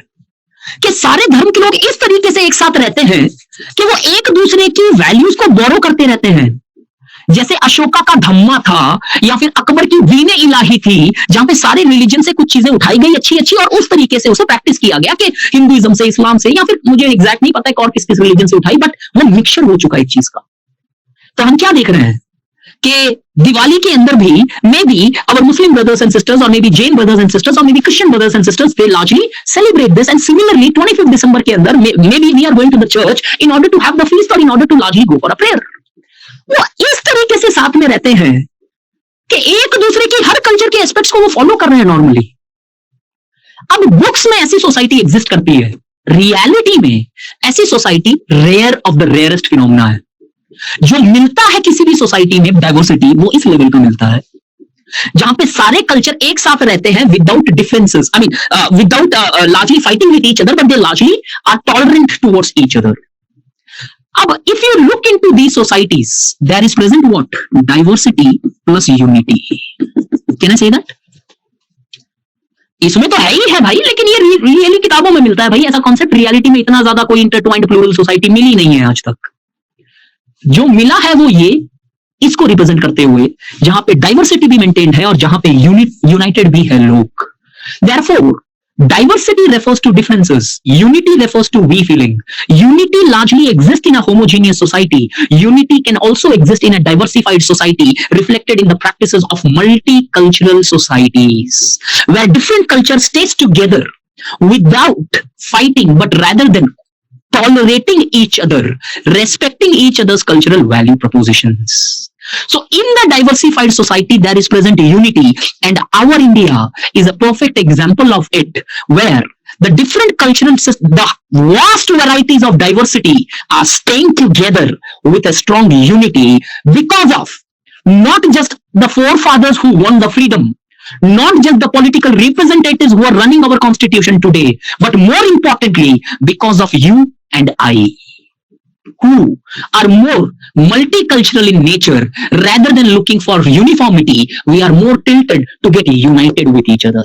शायद आप और हम जो सोशलाइजेशन पैटर्न से निकले हैं, इसके कारण इंडिया में डाइवर्सिटी इतनी वास्ट होने के बावजूद भी हम लोग यूनाइटेड रहे। इसका कुछ हिस्सा कॉन्स्टिट्यूशन के लिए है, कुछ हिस्सा एग्जिस्टिंग पॉलिटिकल लीडर्स के लिए भी, और बहुत बड़ा अहम रोल शायद people of the country have largely performed. तो कैन नाउ आई से clearly, unity can exist in a diversified society.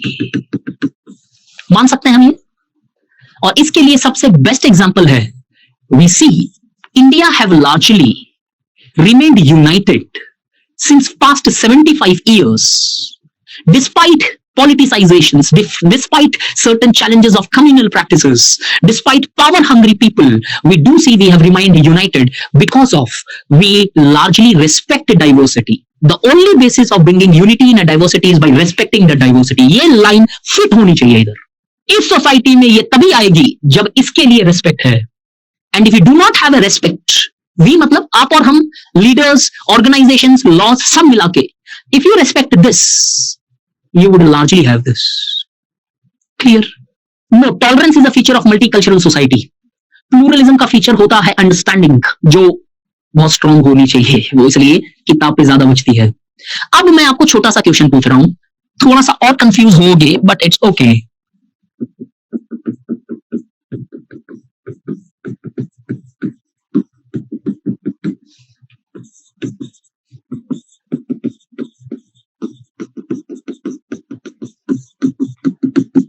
किसी ना किसी दिन ये यूपीएससी में आएगा क्वेश्चन। इंडिया में कौन सा वाला दिखाई देता है, ए और बी? पहले का मतलब आपको समझ में आ गया कि unity in diversity means where the people largely celebrate diversities and hence largely get united. मतलब ये डाइवर्सिटी जो है किसी एक पॉइंट पे एग्री करती है, अब वो कॉन्स्टिट्यूशनल हो, लीगल हो, सेक्युलर हो। डाइवर्सिटी इन यूनिटी का मतलब क्या है? What is the meaning of this? Diversity in unity. No, not homogeneous. Technically wrong. अनेकता में एकता। अच्छा हाँ, diversity in unity. अनेकता में एकता, I'm not sure कि मतलब मेरे को नहीं लग रहा वो सही है। Let's see.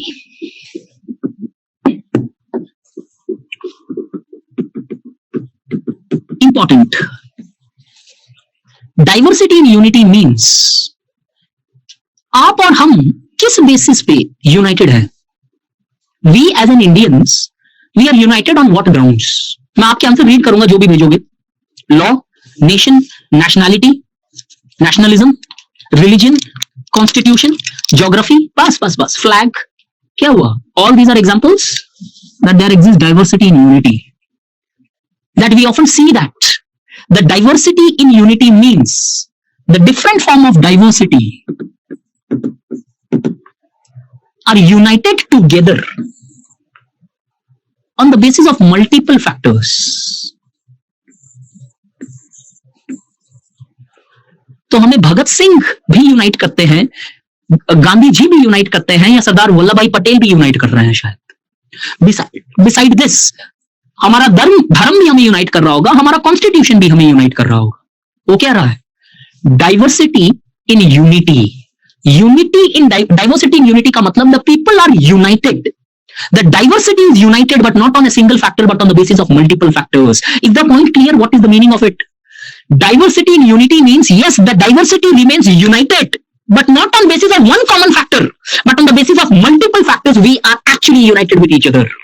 तो अब मुझे बताओ, इंडिया में कौन सा है? Unity in diversity, meaning diversity is united. Diversity in unity means, India में diversity is present in the factors of unity, कि जिस फैक्टर्स पे आप यूनाइट हो रहे हो वो भी मल्टीपल है। तो अगर मैं पर्सनल ओपिनियन दूं तो वैसे टेक्निकली दोनों मिलते हैं।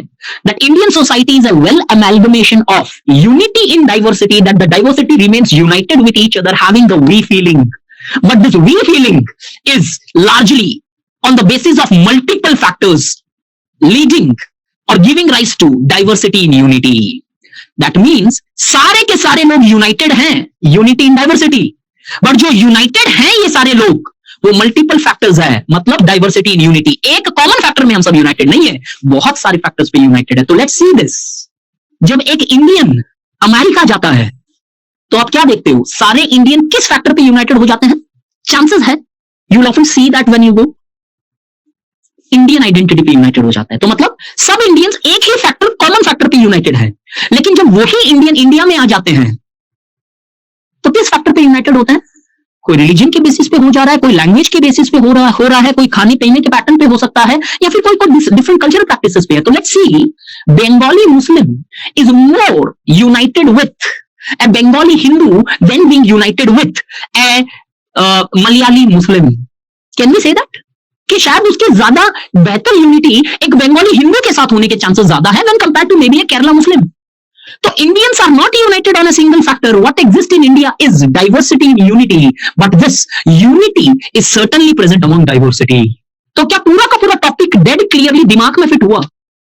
ये दोनों point double double double double star mark से लिख के रख लेना, एक लाइन ये यूज कर लेना, कभी यूपीएससी में क्वेश्चन आ जाए, does India have diversity, unity in diversity? तो आप लिखना यस, इंडिया में डाइवर्सिटी है और इस सारी डाइवर्सिटी में लोगों के बीच में यूनिटी है। कैसे पता चल रहा है? देखो, सब कॉन्स्टिट्यूशन को मानते हैं, सब सेक्युलर वैल्यूज पे यूनाइटेड है, सब एक लीगल फैक्टर्स के बेसिस पे यूनाइटेड है, और उससे ऊपर सब एक इंडियननेस और इंडियन आइडेंटिटी पे यूनाइटेड है।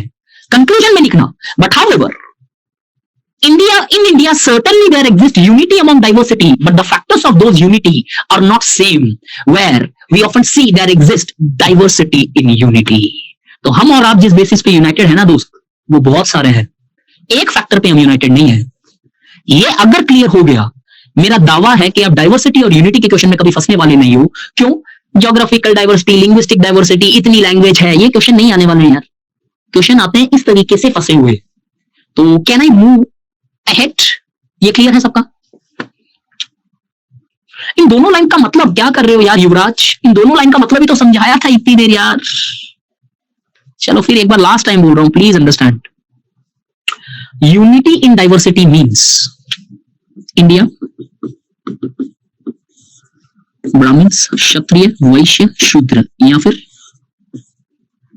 कन्नडिगास, तमिलियंस, तेलगाइट्स, मलयालीस, पंजाबीज एक्सेट्रा, कोई भी एक डाइवर्सिटी ले लो आप। यूनिटी इन डाइवर्सिटी मीन्स कि इंडिया में डाइवर्सिटी है लेकिन ये सारे के सारे लोग यूनाइटेड है, एकता है, वी फीलिंग है। डाइवर्सिटी के अंदर वी फीलिंग है, उसे बोला जाता है unity in diversity. Is this point clear?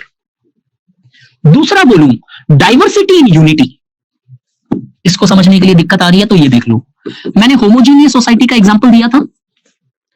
Homogeneous society में एक ही वैल्यू पे सब यूनाइटेड होता है। तो यहां पे क्या नहीं है? डाइवर्सिटी इन यूनिटी नहीं है। क्यों? Everybody is United on a basis of common values. अगर हम इंडिया में देखें,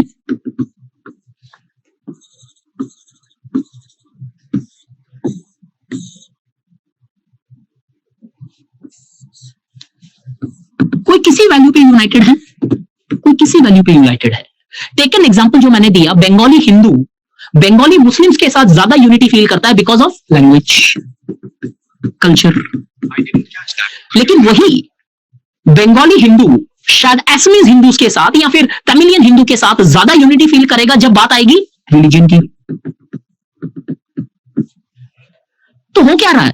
हम सब यूनाइटेड हो रहे हैं, कभी रिलीजन पे हो जाते हैं, कभी लैंग्वेज पे हो जाते हैं, कभी कॉन्स्टिट्यूशन पे हो जाते हैं, कभी पॉलिटिकल पार्टीज पे हो जाते हैं, कभी किसी पार्टी पे। तो हुआ क्या? Diversity on the factors of unity. अब clear? Sir, can diversity be a threat to internal security? Yes, it can be. कब? जब डाइवर्सिटी के अंदर, अब ध्यान से समझ लो, ये भी अगर किसी ने पूछा है मुझे तो,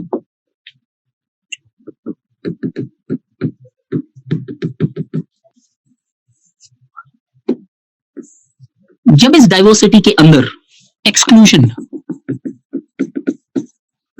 डेप्रीवेशन,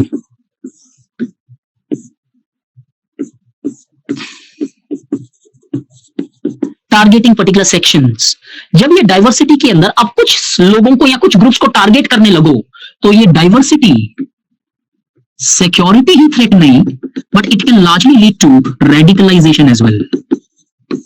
तो मैंने आपको एक लाइन बोली थी, शायद आप लोग मिस कर गए, इस डाइवर्सिटी में यूनिटी तभी तक रहेगी जब तक इस डाइवर्सिटी को ड्यू रेस्पेक्ट दिया जाएगा। The day you stop giving respect to diversity and you start imposing uniformity, और फॉर दैट मैटर यूनिटी भी इंपोज करने लगो, तो ये कॉन्फ्लिक्ट आने लगती है सोसाइटी में। सो कोई भी डाइवर्सिफाइड सोसाइटी में कॉन्फ्लिक्ट लाना बहुत आसान है, क्योंकि वो डाइवर्सिटी के अंदर अगर आप कभी भी टारगेट करने लगो डाइवर्सिटी को बाय इंपोजिशन, बाय ऑटोक्रेसी और बाय समहाउ डिस्क्रिमिनेशंस, तो फिर ये डाइवर्सिटी डेंजरस हो सकती है। अब बैठते हैं आगे, इससे आगे जाए। वैसे मैंने पीपीटी या थोड़ा सा feature of Indian society unity और डाइवर्सिटी से बाहर आऊं तो है कास्ट, सबसे पहला फीचर ऑफ कास्ट। अब थोड़ा डिटेल देखेंगे कास्ट का, जैसे हमने दोनों डाइवर्सिटी और यूनिटी को एक ब्रेक करके और कनेक्ट किया। फिर आप लोग इस वर्ड से क्या समझते हो? पहले ही श्वेता कुमावत का एक मैसेज है, caste in India can remove और नॉट। आंसर चाहिए श्वेता, तो आंसर दे दे रहा हूं मैं आपको। Till the time people yield benefit from a particular aspect, those things rather than be treated as problems becomes the scoring point। जब तक किसी चीज से फायदा होता रहे तब तक वो चीज हट नहीं सकती। और आगे ऐसे ऐसे स्टेटमेंट दूंगा कास्ट पे कि इंडिया के अंदर कास्ट एक ऐसी चीज है जहां पे एग्जिस्ट तो करती है ये, लेकिन फील कभी कभार कराती है। फ्रैंकली स्पीकिंग, कास्ट एग्जिस्ट करती है हर बार, लेकिन उसका फीलिंग जो है, कास्टिसिज्म जो है, बड़ा कभी कभार का फीलिंग हो गया है। तुम लोग रिजर्वेशन पे चालू हो गए, अरे बहुत दूर है रिजर्वेशन, धीरे धीरे चल लो। कास्ट एक सोशल ग्रुप है in Indian society. The caste largely is considered as one of the basic feature upon which the Indian society was demarcated since years and years, हजारों साल से। अब जब लोगों ने इसे स्टडी करना स्टार्ट किया तो बहुत बड़ी डिबेट्स होने लगी इसके ऊपर, ये कास्ट आया कहां से। Let's look into this.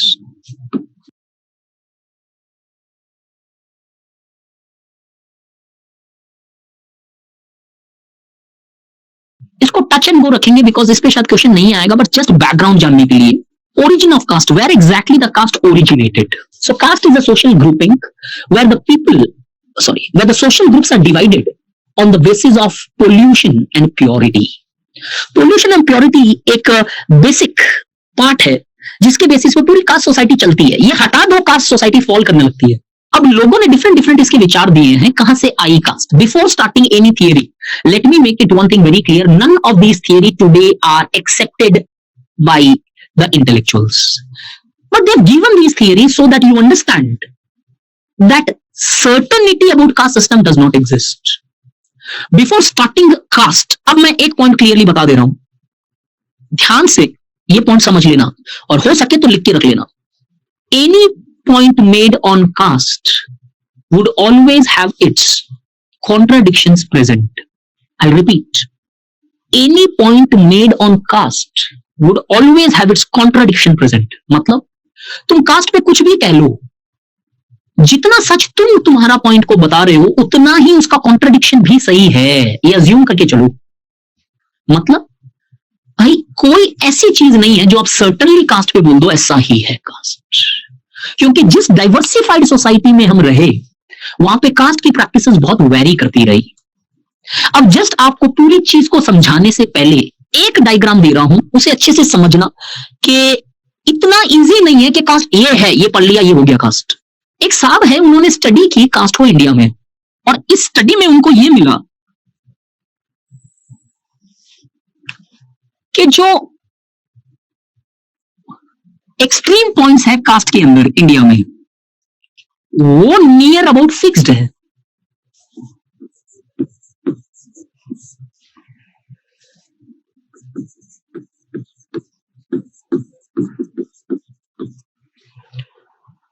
कि सबसे प्योर इन्हें माना जाता है प्योर वेजिटेरियन। ध्यान से सुनो गाइस, एक बार चैट मत करो। Wasn't there a Varna system based on purity in the later Vedic era, not the caste system? Prajwal Soni, I come to what is varna view, what is caste view. अगर आप इतना भागोगे तो मैं सीधा सीधा फीचर्स पे ही आ जाता हूं. मुझे भी पता है वर्ना और कास्ट सिस्टम, और it makes no point directly मैं बोलूं वर्ना क्या है. गांधी जी वर्ना व्यू पे बिलीव करते थे, B R Ambedkar caste system पे बिलीव करते. आएंगे, दोनों के व्यू पॉइंट देखेंगे थोड़ा सा धीरे धीरे. दो मैक्सिमम पॉइंट है, सबसे इम्प्योर माने गए ये सबसे प्योर. लेकिन ये जो बीच की कड़ी है ना, यहां पे ये बोलते हैं पूरी इंडिया में वेरिएशन है, एग्जैक्टनेस नहीं है कास्ट में. कैसे? इन्होंने जो जनरल अंडरस्टैंडिंग दी वो थी ऐसी.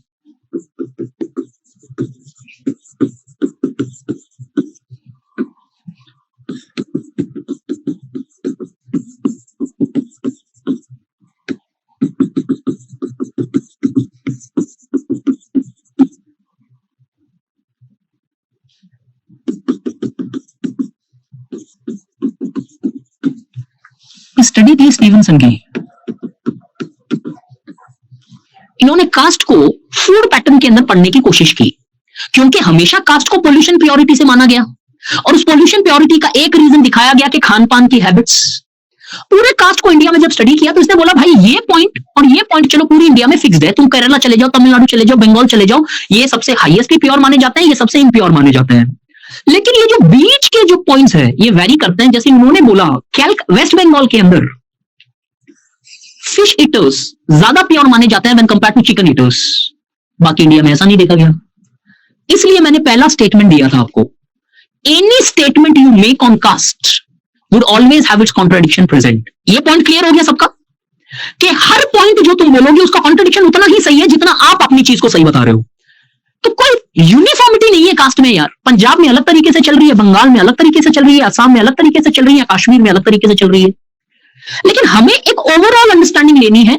इसके बाद ये मैसेज नहीं आना चाहिए सर हमारे यहां पे तो ऐसा है. हाँ हो सकता है सर, उधर तो ऐसा देखा गया. हाँ हो सकता है, बिकॉज कोई एक यूनिफॉर्मिटी नहीं है कास्ट में. तो इसके लिए हम देखते हैं ओरिजिन, जहां पे एक थियरी दी गई racial theory, race theory of caste system. Race theory of caste system ये है, ये सारी थियरी ओरिजिन बता रही है कैसे उत्पन्न हुआ कास्ट सिस्टम, कैसे बना caste system. Race theory says the caste practices in India is nothing but a form of race. Those people who were white skinned became upper caste, Dvijas. Upper caste मतलब ब्राह्मण, क्षत्रिय, वैश्य, तीनों हो जाते हैं वहां पे. And those people who were black color of having skin, black skin, they became Shudra. ये colonial scholars Herbert Risley ने दी थी ये थियरी. ये नाम लिखा जा सकता है बिकॉज ये एडमिनिस्ट्रेशन हिस्ट्री में भी पढ़ते हो आप. तो हर्बर्ट रिस्ले साहब क्या बोल रहे हैं, जो व्हाइट्स थे वो अपर कास्ट बन गए, जो ब्लैक्स थे वो शूद्र बन गए. तो कास्ट अलग सा कुछ नहीं है भाई, वही जो वेस्ट में रेस है वैसा ही एक प्रैक्टिस चल रही है. क्या सही है क्या ये? Do you really think this theory was rejected on its face value? क्यों? एक तो ठहरे ये ब्रिटिश एडमिनिस्ट्रेटर, ये अपना वेस्ट का आइडियोलॉजी लाके इंडिया की स्क्रिप्चर्स पढ़ने लगे, चीजें पढ़ने लगे. तो ये यूरोसेंट्रिक अप्रोच से चल रहे थे, अपनी नजरिए से इधर पढ़ रहे हो आप. ये तो वो बात हो गई जैसे एक हिंदू के नजरिए से मैं जैन को पढ़ूंगा तो मुझे शायद वो जैन खराब लगेगा बिकॉज मेरी हिंदू वैल्यू से मैं इवैल्यूएट कर रहा हूं, या फॉर दैट मैटर जैन जब हिंदू को पढ़ेगा. तो इनका ये मतलब एक नैरो अंडरस्टैंडिंग है. और अगर मान लो ये बात अगर होती सही तो we wouldn't have found upper caste having black colour in southern India. वो कैसे हुआ? साउथ इंडिया के अंदर अपर कास्ट जो है वो भी ब्लैक इन स्किन है. अब यहां पे आप बोल सकते हो अरे सर वो आर्यन की थियरी है ना, आर्यन पहले आए, गंगा प्लेन्स में स्प्रेड कर गए और उसके कारण वो जो द्रविडियंस है या दसायूज बोला जाता है जो, वो भी कास्ट सिस्टम इंपोज कर गए, राइट? तो फिर कश्मीर के अंदर शूद्र व्हाइट क्यों है? उसका क्या एक्सप्लेनेशन है? मतलब ये लॉजिकल नहीं है ये theory. It is merely a point just to show that race exist in India. Therefore, this does not look true at the empirical grounds कि स्किन के कारण कास्ट नहीं बनी है कभी भी. Is the first theory clear enough कि कितनी फ्यूटाइल थियरी है? Racial theory of caste system believes origin of caste lies in race. आगे बढ़े तो दूसरी थियरी, ये बड़ी मजेदार सी थियरी है. Power theory of caste system. Power theory of caste system का मतलब ये थियरी, ये सारी क्या डिस्कस कर रही है भाई, हमेशा याद रखना origin. Power theory of caste system opines caste was created by Brahmins in order to maintain their domination. I'll repeat. Brahmins created the caste system in order to maintain their domination. क्या practically सही सा लग रहा है क्या? Race is not a geographical factor, race is a proper inequality. कभी लिख मत देना रेस के ऊपर है जोग्राफिकल फैक्टर. सही सा तो लग रहा है यार ये पावर थियरी कि Brahmins themselves created the caste system in order to maintain their domination. सही कैसे लग रहा है सर?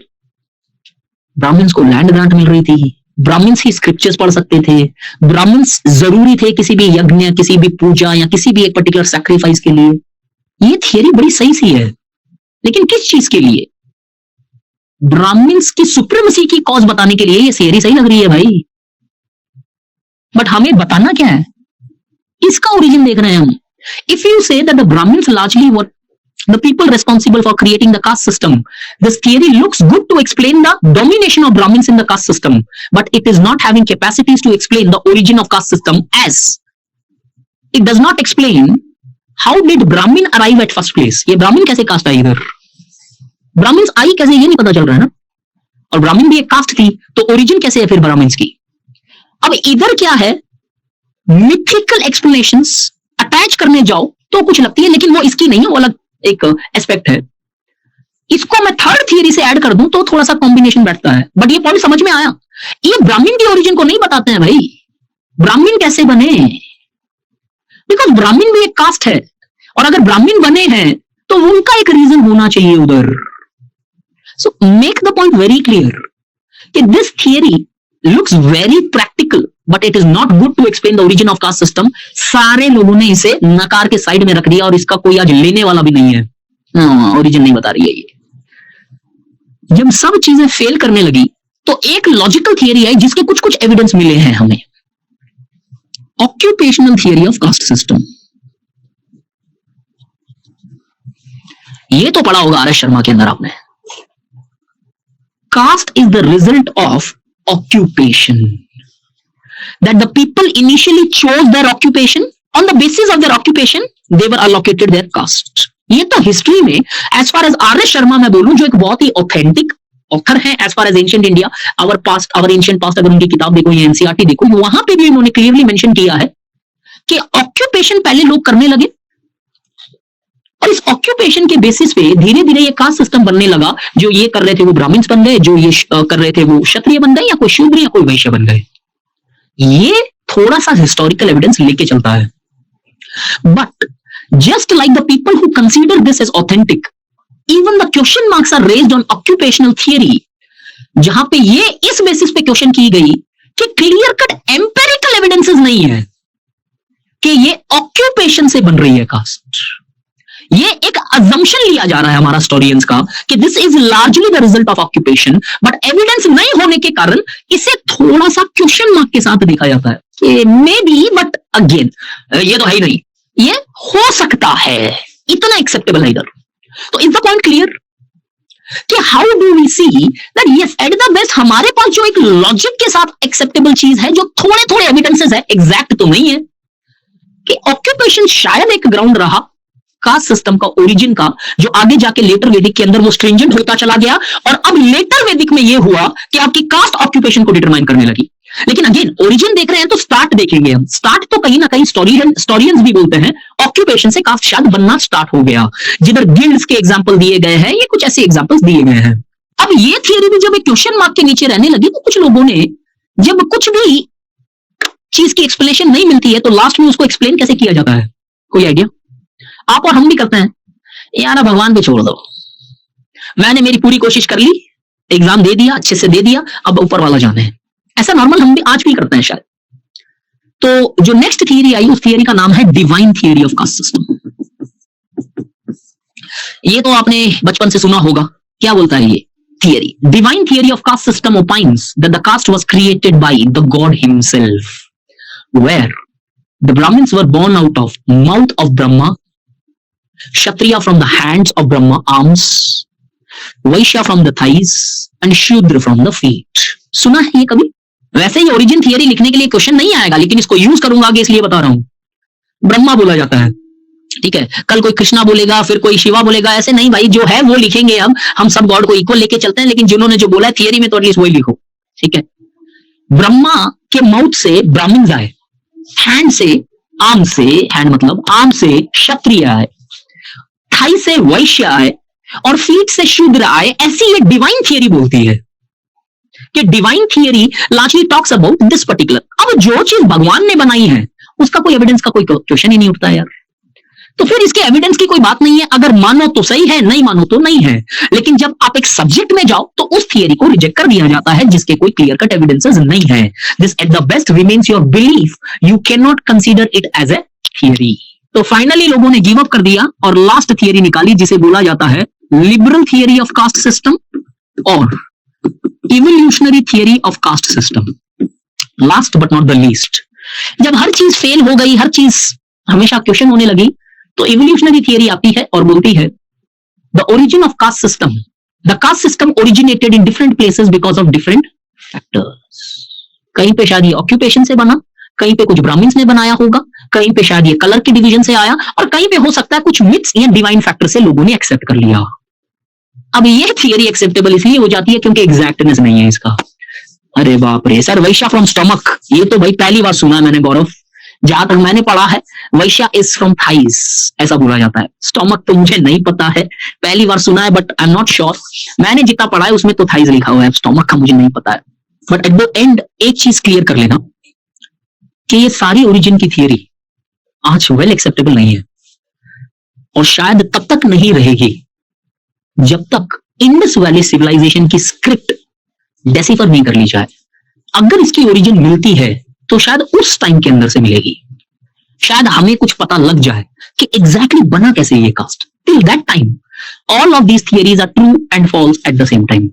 मानने वाला मानता है, नहीं मानने वाला नहीं एक्सेप्ट करता है। Clear with this? अरे यार तुम थाइस और स्टोमक के ऊपर लड़ रहे हो, ठीक है, जो आपको मन है वो लिख लो, मैंने जो पढ़ा मैंने आपको बता दिया। इट डजंट मैटर गाइस, बस एक वेरीफाई करके लिखना कोई भी एक ऑथेंटिक सोर्स से अगर आपको लग रहा है कि वो स्टोमक है। तो ओरिजिन की थियरीज रिफ्यूटेबल है। सर बताई क्यों? आप बोल रहे हो कि आएगा नहीं, इसलिए when any particular practice cannot be concretely identified with its origin, वो हमेशा एक डिबेटेबल प्रैक्टिस बन जाती है। कोई इसको एंडोगमी से समझने लगता है, कोई इसे प्योरिटी से समझने लगता है, कोई इसे ऑक्यूपेशन से समझने लगता है, कोई किसी और प्रकार की प्रैक्टिस से समझने लगता है, क्योंकि हमें इसका एग्जैक्ट फैक्टर नहीं पता कि कैसे बनी ये कास्ट और क्या इसका मूल सिद्धांत था। अब क्योंकि डिफरेंट डिफरेंट एस्पेक्ट्स होते हैं, people have now evaluated this caste system on different different basis. The most important part of the caste is what I am going to start with. अगर ये वाले फीचर तुम्हें याद रह गए, ऐसा कोई क्वेश्चन नहीं है जो कास्ट का तुम लिख नहीं पाओगे। Shall we start? Caste system के features क्या है? As I said, since we are not pretty much clear the base upon which the caste system was built, there are, and furthermore, as the practices of caste system varies, जो food में देखे थे, एक तरफ practices बहुत vary कर रही है, दूसरी तरफ कोई एग्जैक्ट हमारे पास ओरिजिन या बेस नहीं है जहां से कास्ट निकल रहा है। The features of caste largely varies from region to region. आपके रीजन में कास्ट अलग तरीके से प्रैक्टिस हो सकती है, मेरे रीजन में शायद अलग तरीके से हो सकती है। मेरे रीजन के अंदर मेरे डिस्ट्रिक्ट में अलग है, शायद किसी और डिस्ट्रिक्ट में कुछ और प्रैक्टिसेस चल रही है। अब एक तरफ इतनी डाइवर्सिटी, दूसरी तरफ lack of clarity of its origin, there are multiple features of caste systems which can be identified. But rather than identify region basis, we need to identify those features which are more or less present throughout the India wherever the caste exists. So I am going to discuss those features which are more or less present throughout the caste societies, whether it operates in any part of the country. तो इनके बाहर कुछ reason specific features होते हैं, लेकिन हम India specific features देखेंगे जो कहीं पे भी मिलेंगे इंडिया में जहां जहां कास्ट है। द फर्स्ट, अच्छा चेंजेस, मैंने फीचर्स इसमें नहीं लिखे, ठीक है। Features of caste system. First feature, एक ड्रॉ कर लेता हूं, स्क्रीनशॉट ले लेना अगर पॉसिबल है तो।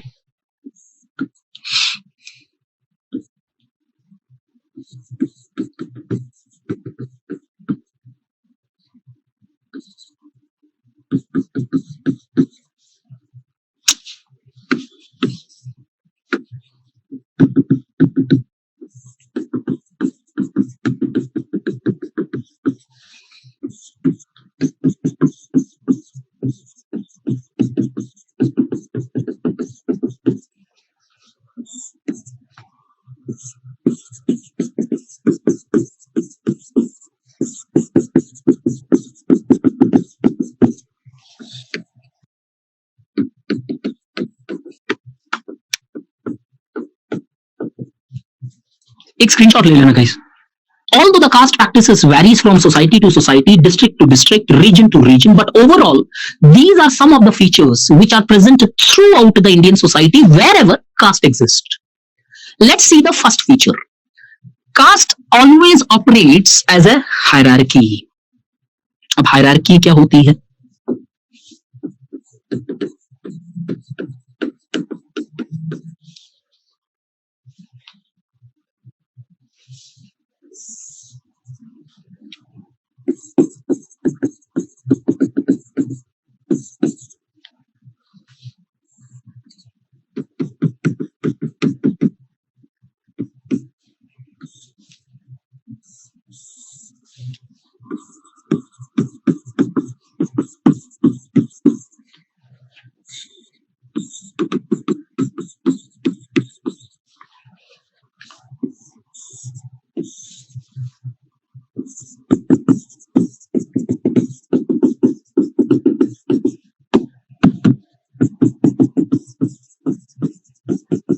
एक और स्क्रीनशॉट ले लेना.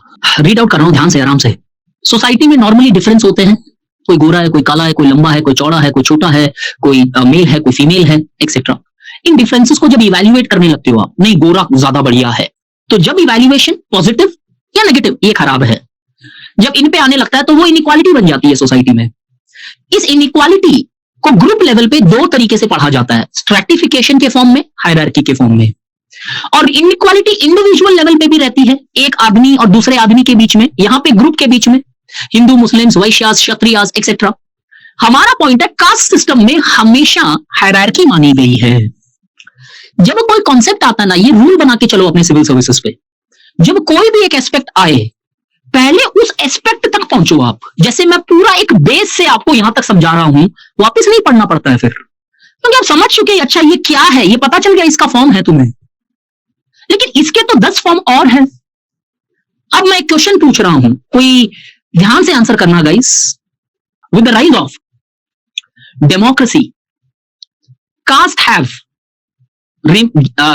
have largely remained.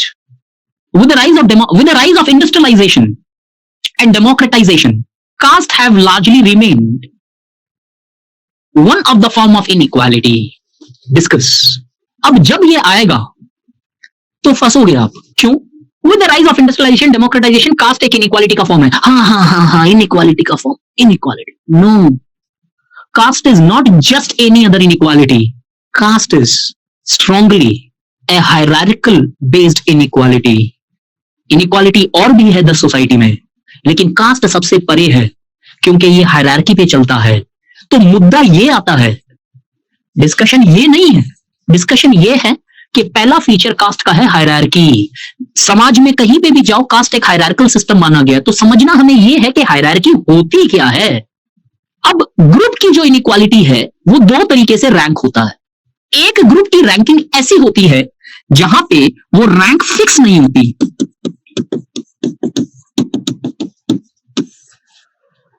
आज नीचे हो तो कल ऊपर, परसों ऊपर हो तो फिर और ऊपर या और नीचे. हायरार्की एक ऐसा इनइक्वालिटी है, ऐसा रैंकिंग ऑफ ग्रुप है जहां पे पोजीशंस हमेशा फिक्स्ड होती है. That means hierarchy means that the caste groups are ranked in such a manner that the position of each group remains fixed irrespective of their status and economic standings. फर्क नहीं पड़ता है, हमेशा fixed रहेगा वो pattern. मतलब Brahmins, Kshatriya, वैश्य और शूद्र, ये जो रैंकिंग दी गई है, डिक्रीजिंग प्योरिटी मान लो या फिर इंक्रीजिंग प्योरिटी मान लो. The position of each groups in the caste system is absolutely fixed. You do not have scope to change your caste system. पहला पॉइंट क्लियर हायरार्की का. और the meaning of hierarchy, caste को एक hierarchical system माना गया है. हाँ, अभी ये मत बोलना सब चेंजेस है, चेंजेस आगे देखेंगे यार, पहले फीचर समझ रहे हैं. अब मुझे भी पता है सब में चेंज आई हुई है, तो चेंज में देखेंगे. जब कास्ट सिस्टम देखें थियरी पे हमेशा हायरार्किकल है. Brahmins are always superior. ऐसा हो, धन दौलत कुछ हो नहीं हो, ब्राह्मण्स आर सुपीरियर। और ये हमेशा ऐसी ही चलती है हायरार्की। तो हायरार्की उस फॉर्म को बोला जाता है जहां पे ranking of groups are made but the ranks always remains fixed, the positions always remains fixed and further the positions are determined by birth. वो बर्थ से ही डिटरमाइंड है, आप जन्म के बाद में अपनी जात बदल नहीं सकते, एटलीस्ट थियरी में तो नहीं बदल सकते। सब क्लियर अभी तक यहाँ हायरार्की का point? Simple one I think. शायद हम देख भी रहे हैं कि हाँ ये पोजीशन फिक्स्ड रही थी। Okay, the second point, the second feature of caste is in a caste system there are always present religion and civic disabilities. Civil लिख दिया मैंने, religious and civic disabilities. What is the point of this? What is the meaning of this? कहीं पे भी जब cast system है वहां पे there are religious restrictions imposed that who can largely not only just visit the temples but also who can get or read the scriptures. सुना होगा ये भी कि रिलीजियस रेस्ट्रिक्शंस थे पहले जहां पे शूद्र वर not allowed into the temples. In fact जब मैं मेरा लास्ट अटेम्प्ट दे रहा था 2012 में, उस टाइम द हिंदू में एक न्यूज थी कि मदुराई डिस्ट्रिक्ट के अंदर एक टाउन में या एक विलेज में एक गांव था जो डिवाइडेड था एक वॉल से, और वो वॉल 2012 में गिराई गई थी। और ये बात सिर्फ ज्यादा से ज्यादा 10 या 12 साल पुरानी, और 10 या 12 साल पहले भी अगर ऐसी वॉल थी तो बहुत क्लियरली पता चल रहा है कि religious restrictions are strongly practised and professed, where we often see people belonging to a particular caste are considered as monopolization over religion and people belonging to a particular caste are not even allowed to access the religion. वैसे religious disabilities के साथ साथ civic disabilities भी थी। Civic disabilities का एक दो example आप दे दो मुझे। एक फेमस एग्जांपल हर स्टूडेंट से आता है मेरे को जब भी जिस क्लास में पढ़ा है। देखो, सुविधि, वेल वाटर, कुएं से पानी नहीं निकालने देना। Civic disabilities means that the restrictions were imposed upon the lower cast. ये इन कास्ट पे था, ध्यान रखना। ये जो डिसेबिलिटीज की बात कर रहे हैं ये इस कास्ट की बात कर रहे हैं कि restrictions were imposed on the lowest caste not to enter the religious temples and places. At the same time, the lowest caste were also imposed certain civic disabilities. They became the victims of such civic disabilities, such as their restrictions were imposed on when they can come out of their home. To be very frank, कि घर से बाहर निकलने के rules थे उनके लिए। अब मैं आपको 2-3 एग्जांपल दे रहा हूं, will not stretch this up. You would have heard that the lower caste were not allowed to come out after sunrise till sunset, as it was opined that even their shadows are considered as polluting. कि सूर्य उदय के बाद सूर्य अस्त जब तक नहीं होता तब तक वो घर से बाहर नहीं आ सकते, क्योंकि उनका शैडो भी पोल्यूटिंग हो सकता है।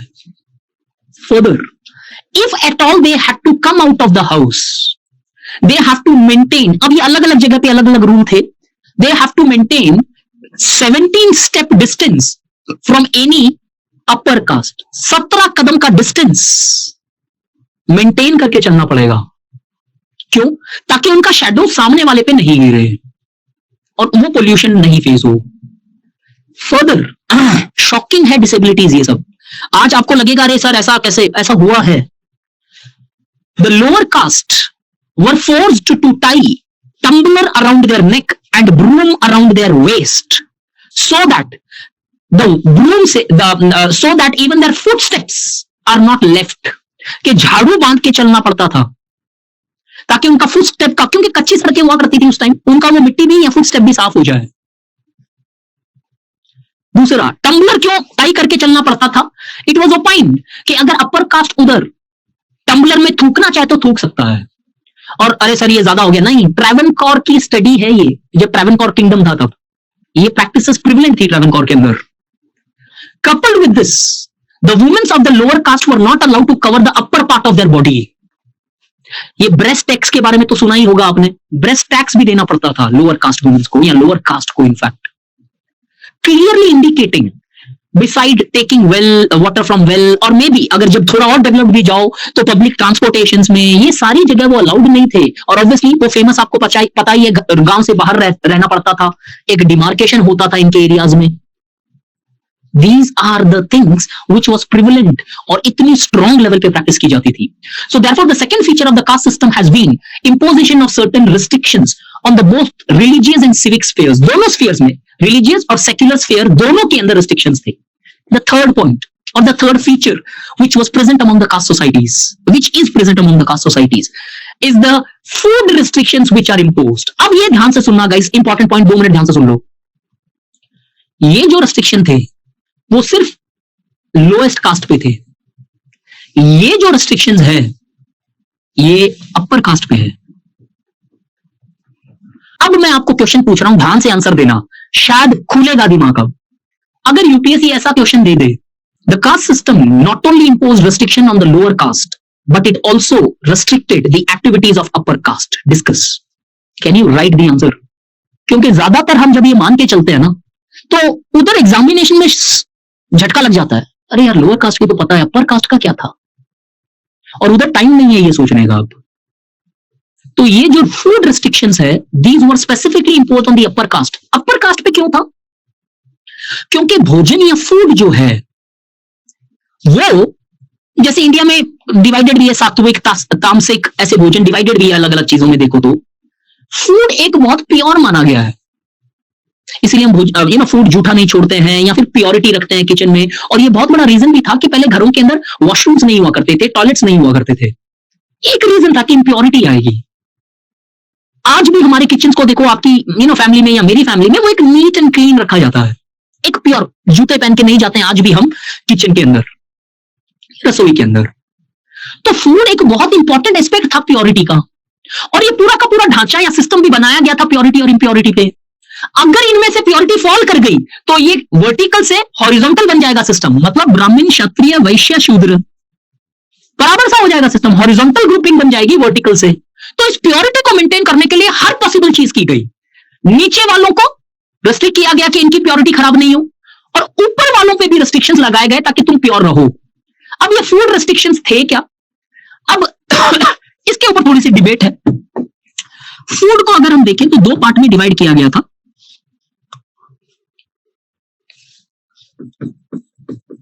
कच्चा फूड, पक्का फूड. कच्चा food is that food which is cooked in water, जिसे आज आप बोल सकते हो बॉइल्ड फूड. पक्का food is the food which is cooked in ghee और ऑयल, मतलब फैट्स के अंदर कुक किया जाता है. नहीं नहीं, ये मत लिखना है यार आशीष, वेट अ सेकंड, इतनी जल्दी क्या है यार तुम लोगों को? ये वेज खाते हैं, ये नॉन वेज खाते हैं, नहीं, इतना सिंपल आंसर थोड़ी लिखना है यार, वो ऑल इंडिया रैंक का टारगेट है हमारा. फूड को 2 लेवल पे डिवाइड किया गया, कच्चा फूड और पक्का फूड. ये बॉइल्ड फूड था, ये मतलब कुक्ड दोनों थे. ये पानी में बनाया जाता था, ये घी ऑयल में बनाया जाता था. अब इसमें डिबेट क्या है? कुछ लोग बोलते हैं इसके बारे में, कुछ लोग बोलते हैं ये. मैं आपको एक अंडरस्टैंडिंग दे देता हूं, the basis of the datas which I have gone through in my discipline of sociology. ऐसा बोला गया है कि ये पक्का फूड जो है, upper caste can accept from lower caste, but an upper caste can not accept कच्चा food from a lower caste. First condition ये था कि you should not even accept any food from lower caste, वो impure है. लेकिन अगर कभी circumstances ऐसे हो जाए तो आपके लिए कुछ नियम है जो फॉलो करने हैं कि पक्का फूड जो है लोअर कास्ट से एक्सेप्ट कर सकते हो, कच्चा फूड नहीं करोगे. As I said again, there is a debate, कोई बोलता है कच्चा, कोई बोलता है पक्का, लेकिन जो मेजरली मैंने पढ़ा ये पक्का मुझे ज्यादा ऑथेंटिक लगा, just on the basis of certain opinions of certain scholars. तो ये एक्सेप्टेबल है, ये नहीं ले सकते हो. लोअर कास्ट के ऊपर ऐसा कोई रेस्ट्रिक्शन नहीं था, they can accept any food. क्यों? मुझे कोई रीजन बता सकते हो? Same is followed in your village. Normally है ये प्रैक्टिस, जनरल हमने वही फीचर डिस्कस किए जो ओवरऑल मिलेंगे. बिकॉज लोअर कास्ट से तो ऊपर से फूड आएगा तो वो प्योर है ना, क्या दिक्कत है? बट दिक्कत है, साइड में लिखना, इधर लिखना मत, just to open up your thought process. Pollution is considered transferable but purity can not be transferred. Do you get the point? मतलब कितने बेहतरीन तरीके से बनाया गया यह सिस्टम. पोल्यूशन ट्रांसफर हो जाएगा, प्योरिटी ट्रांसफर नहीं होती है खाने से कि वो प्योर खाना खाएगा तो वो प्योर हो जाएगा. नहीं, उल्टा सही है, इम्प्योरिटी ट्रांसफर हो जाएगी. दूसरी चीज देखो, ये साइड में लिखना भाई, इसके अंदर इधर मत डालना ये सब पॉइंट. कभी पूछा जाए डिबेट चेंजेस या फिर या कुछ इस तरीके का क्वेश्चन आए. दूसरी चीज, शायद वो पावर की थियरी सही लगती है यार मुझे. घी और ऑयल में कुक किया फूड तो मैं खा लूंगा तुम्हारा, पानी में उबाला हुआ नहीं खाऊंगा. समझ में आया पॉइंट? ये नहीं खाऊंगा मैं. घी में बना के दो, ऑयल में बना के दो, अब इसका कोई जस्टिफिकेशन नहीं मिला, क्यों ये क्यों वो क्यों, बिकॉज एट द एंड हमें पता ही नहीं है जो मैंने बोला ओरिजिन कैसे हुई. The people would have modified the rules और made the rules, but again this existed. ये एक एग्जिस्टेंस है जिनको आपको बहुत सारे शास्त्रों में भी ये चीजें मिल जाएगी. तो कच्चा और पक्का फूड को डिवाइड किया गया, and there were certain types of food which were only acceptable in certain exceptional circumstances. Normally खाना भी नहीं है, and such certain foods can not be acceptable at all. And hence, we often see that the restrictions were imposed on the basis of food as well. इसीलिए अगर आप कांशी राम को देखो, कांशी राम जी जिन्होंने बीएसपी की पार्टी का एक एस्टैब्लिशमेंट किया था, यहां तक मुझे याद है बीएसपी उन्होंने बनाई थी. उन्होंने कॉन्सेप्ट दिया था रोटी और बेटी का, कि कास्ट को खत्म करने के लिए, साइड में लिख के रख लेना, कास्ट को खत्म करने के लिए इन्होंने, सॉरी यार कांशी राम थे या राम मनोहर लोहिया थे, मुझे थोड़ा सा कंफ्यूजन हो रहा है गाइस, आई एम सॉरी, मेरे को नाम नहीं याद आ रहा फिलहाल. राम मनोहर लोहिया थे या कांशी, राम मनोहर लोहिया रहे होंगे रोटी और बेटी का कॉन्सेप्ट. उन्होंने लोहिया जी रहे होंगे, बट अगेन मैं कंफर्म नहीं कर सकता हूं फिलहाल ये चीज. रोटी और बेटी का कॉन्सेप्ट दिया था उन्होंने, इन दोनों में से किसी एक ने, जहां पे उन्होंने ये बोला कि कास्ट को खत्म करने के लिए रोटी और बेटी का शेयरिंग होना चाहिए, कि इंटरकास्ट मैरिजेस को एक्सपैंड करो और फूड इंटर डाइनिंग को एक्सपैंड करो, और शायद इससे ये खत्म हो जाएगा. और ये अगर खत्म हो जाता है तो प्योरिटी का नोशन खत्म हो जाएगा, तो ये शायद हॉरिजॉन्टल बन जाएगा वर्टिकल से. Is the third feature clear? Hierarchy है, फूड रेस्ट्रिक्शंस है, रिचुअल और सिविक डिसेबिलिटीज है, बट इन सबके the dawn of all point, sorry ये कास्ट एंडोगमी. कास्ट एंडोगमी होता क्या है? दो चीज समझेंगे इधर पहले. मैरिज दो टाइप की होती है. दो टाइप मतलब एक जनरल ब्रॉड कैटेगराइजेशन है. एक होती है एंडोगमी, एक होती है exogamous marriages. Endogamy refers to marrying within the group, अपने ग्रुप के अंदर ही शादी करनी. Exogamy refers to marrying outside the group. India के एटलीस्ट हिंदू सोसाइटी में हम देखें, और स्पेशली ये अगेन जनरलाइज नहीं है, नॉर्थ इंडिया में ज्यादातर मिलेगा कि विलेज एक्सोगमी फॉलो की जाती है. विलेज एक्सोगमी मतलब नॉर्थ इंडिया में ज्यादातर ये प्रैक्टिस है कि आप अपने गांव से बाहर शादी करते हो, गांव के अंदर शादी करना अलाउड नहीं होता है. अब ऑब्वियसली आज बहुत सारी चीजें बदल गई है, बट प्रैक्टिस थी ये ट्रेडिशनली नॉर्थ इंडिया में, साउथ इंडिया में नहीं थी. और एंडोगमस मैरिजेस हम देखें तो पहले जब कास्ट की सोसाइटी थी तो ये कास्ट एंडोगमी फॉर्म में मिलता था हमें. आज रिलीजियस एंडोगमी भी मिलती है, ट्राइबल एंडोगमी भी मिलती है, एक्सेट्रा. अब ये कास्ट एंडोगमी क्या है? Caste endogamy refers to that restrictions were imposed where one has to marry compulsorily within one's own caste. अपनी जात या कास्ट से बाहर शादी नहीं कर सकते आप. कर ली तो you would not be accepted by that particular caste. Is this point clear? कि caste endogamy refers to one has to marry within one's caste, और ये रूल सब पे अप्लाइड था, लेकिन मेंट था फॉर द अपर कास्ट. क्योंकि शूद्र तो रेडी रहेगा अपर कास्ट में शादी करने के लिए, बिकॉज दे आर प्योर.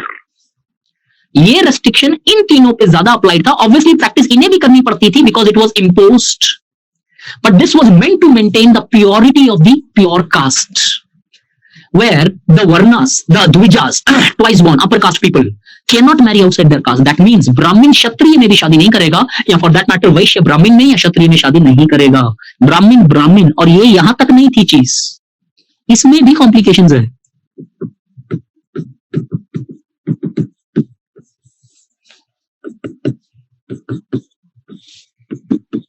मान लो 3 कैटेगरी के ब्राह्मण है. अब ये ब्राह्मण इसी में शादी करेगा, even he was not allowed to marry within other Brahmins. इस लेवल पे मतलब सब कास्ट एंडोगमी चल रही थी. That within Brahmins one has to marry within one's own Brahmin caste, one can not even marry the other Brahmins as such. इतना strong practice किया गया था ये. तो therefore caste endogamy was one of the most strongest feature of the caste system, and unfortunately or fortunately the caste endogamy still remains one of the most strongest feature of the Indian society as far as the caste is concerned. आज भी caste endogamy सबसे least change feature है as far as the intercaste marriages are concerned, जहां पे 2 fact मेरे पास है, कोई बोलता है 4% है, कोई बोलता है 11% है intercaste marriages, but ultimately बहुत लो परसेंटेज है. आज भी कास्ट एंडोगमी बहुत स्ट्रांग है. एक last feature of caste system है caste based occupations, which I don't even I think have to say. One prominent feature of the caste societies has been that the occupations which one chooses was on the basis of one's caste rules. अपने cast के मुताबिक काम choose करना है, तुम अपनी मर्जी से नहीं कर सकते हो कि पापा मुझे तो कॉफी शॉप लगानी है। हम नहीं लगा सकते ये कॉफी शॉप, हम क्षत्रिय हैं, हम ब्राह्मण्स हैं, हम शूद्र हैं, नहीं अलाउ करेंगे। मीन्स अपनी कास्ट के हिसाब की जॉब करोगे तुम, ये ऑक्यूपेशन करोगे, not job as such. Therefore, the occupations were also determined on the basis of one's caste.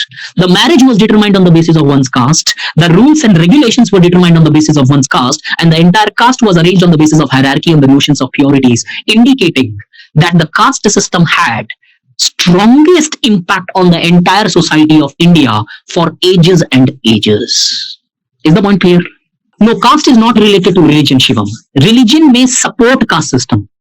There could be certain, aspect in the religious documents to magnify the caste practices. But caste and religion are different. Understand this. या ज्यादा से ज्यादा आप ये कह सकते हो Hindu religion के अंदर कास्ट सिस्टम का सपोर्ट, मतलब एक दूसरे से इंटरट्वाइंड है। क्योंकि जो प्रैक्टिस मैंने आपको थोड़ी देर पहले बोली कि जिस प्रैक्टिस का आपको रूट नहीं मिलता है ना, वहां का रूट रिलीजन पे ट्रेस करा जाने लगता है। तो इसलिए हिंदू सोसाइटी में कास्ट और रिलीजन के बीच में कनेक्शंस डेफिनेटली एस्टैब्लिश किए गए हैं।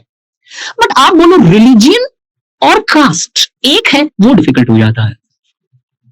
Got it? नो, गोत्र इज अ डिफरेंट, गोत्र इज अ डिसेंट सिस्टम। याद रखना, गोत्र जिसे बोलते हैं वो एक डेसेंट है इंग्लिश में, अगर देखें तो, कि आपके वंशज कौन थे। So you are tracing your gotra. तो गोत्र क्या होता है, सिर्फ हिंदू में नहीं है, जैन्स में भी गोत्र होता है। रिमेंबर दिस पॉइंट, गोत्र is your tracing your origin, कि हम यहां से निकले हैं, वो एक गोत्र होता है। ठीक है, तो बहुत सारे, जैसे मान लो ये 5 ब्राह्मण्स है, ये 5 ब्राह्मण्स, कास्ट एक ही है, गोत्र 5 हो सकते हैं, गोत्र 2 भी हो सकते हैं, इनके 5 गोत्र हो सकते हैं, 5 के। तो गोत्र इज अ डिफरेंट एस्पेक्ट है। सो गाइस, आज फीचर्स तक ही करता हूं। एज आई सेड 8 o'clock मेरे को वाइंड अप करना था, इट्स ऑलरेडी 8:30। कल स्टार्ट करेंगे and we look into the changes in the caste system. But again मैं एक क्वेश्चन दे के छोड़ रहा हूं, can you discuss the changes which have taken place in caste system if you know the features of caste system? क्या changes का question कभी आ जाए और अगर ये 5 फीचर आपको अच्छे से पता है, तो क्या आप इधर ही चेंज खत्म कर सकते हो? अगर फंस जाओ, मैं डिस्कस करूंगा डिटेल में caste mobility, caste power, caste endogamy, caste restrictions, caste untouchabilities, हर चीज। लेकिन बाई चांस उधर टाइम नहीं है, 2-3 मिनट में लिखना है, लास्ट आंसर है मेरा, तो एटलीस्ट फीचर की चेंज कर देना कि हायरार्की कैसे चेंज हुई, ये और ये या ये कैसे चेंज हो गया, आपका बहुत अच्छा आंसर निकल आएगा। So the changes in the caste system can be written on the basis of the features which are present in the caste systems, but yet we'll look into this in a more in-depth manner, and after caste probably we'll go to religion or maybe the tribe or other aspects of this. Thank you so much. I'll see you tomorrow in the evening 6 o'clock. Thank you.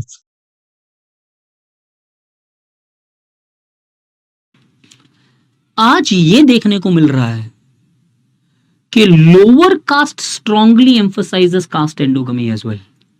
Lower caste में भी उतना ही strong assertion है कि नहीं, हमारी जात के अंदर ही शादी करनी है या कास्ट के अंदर ही शादी करनी है।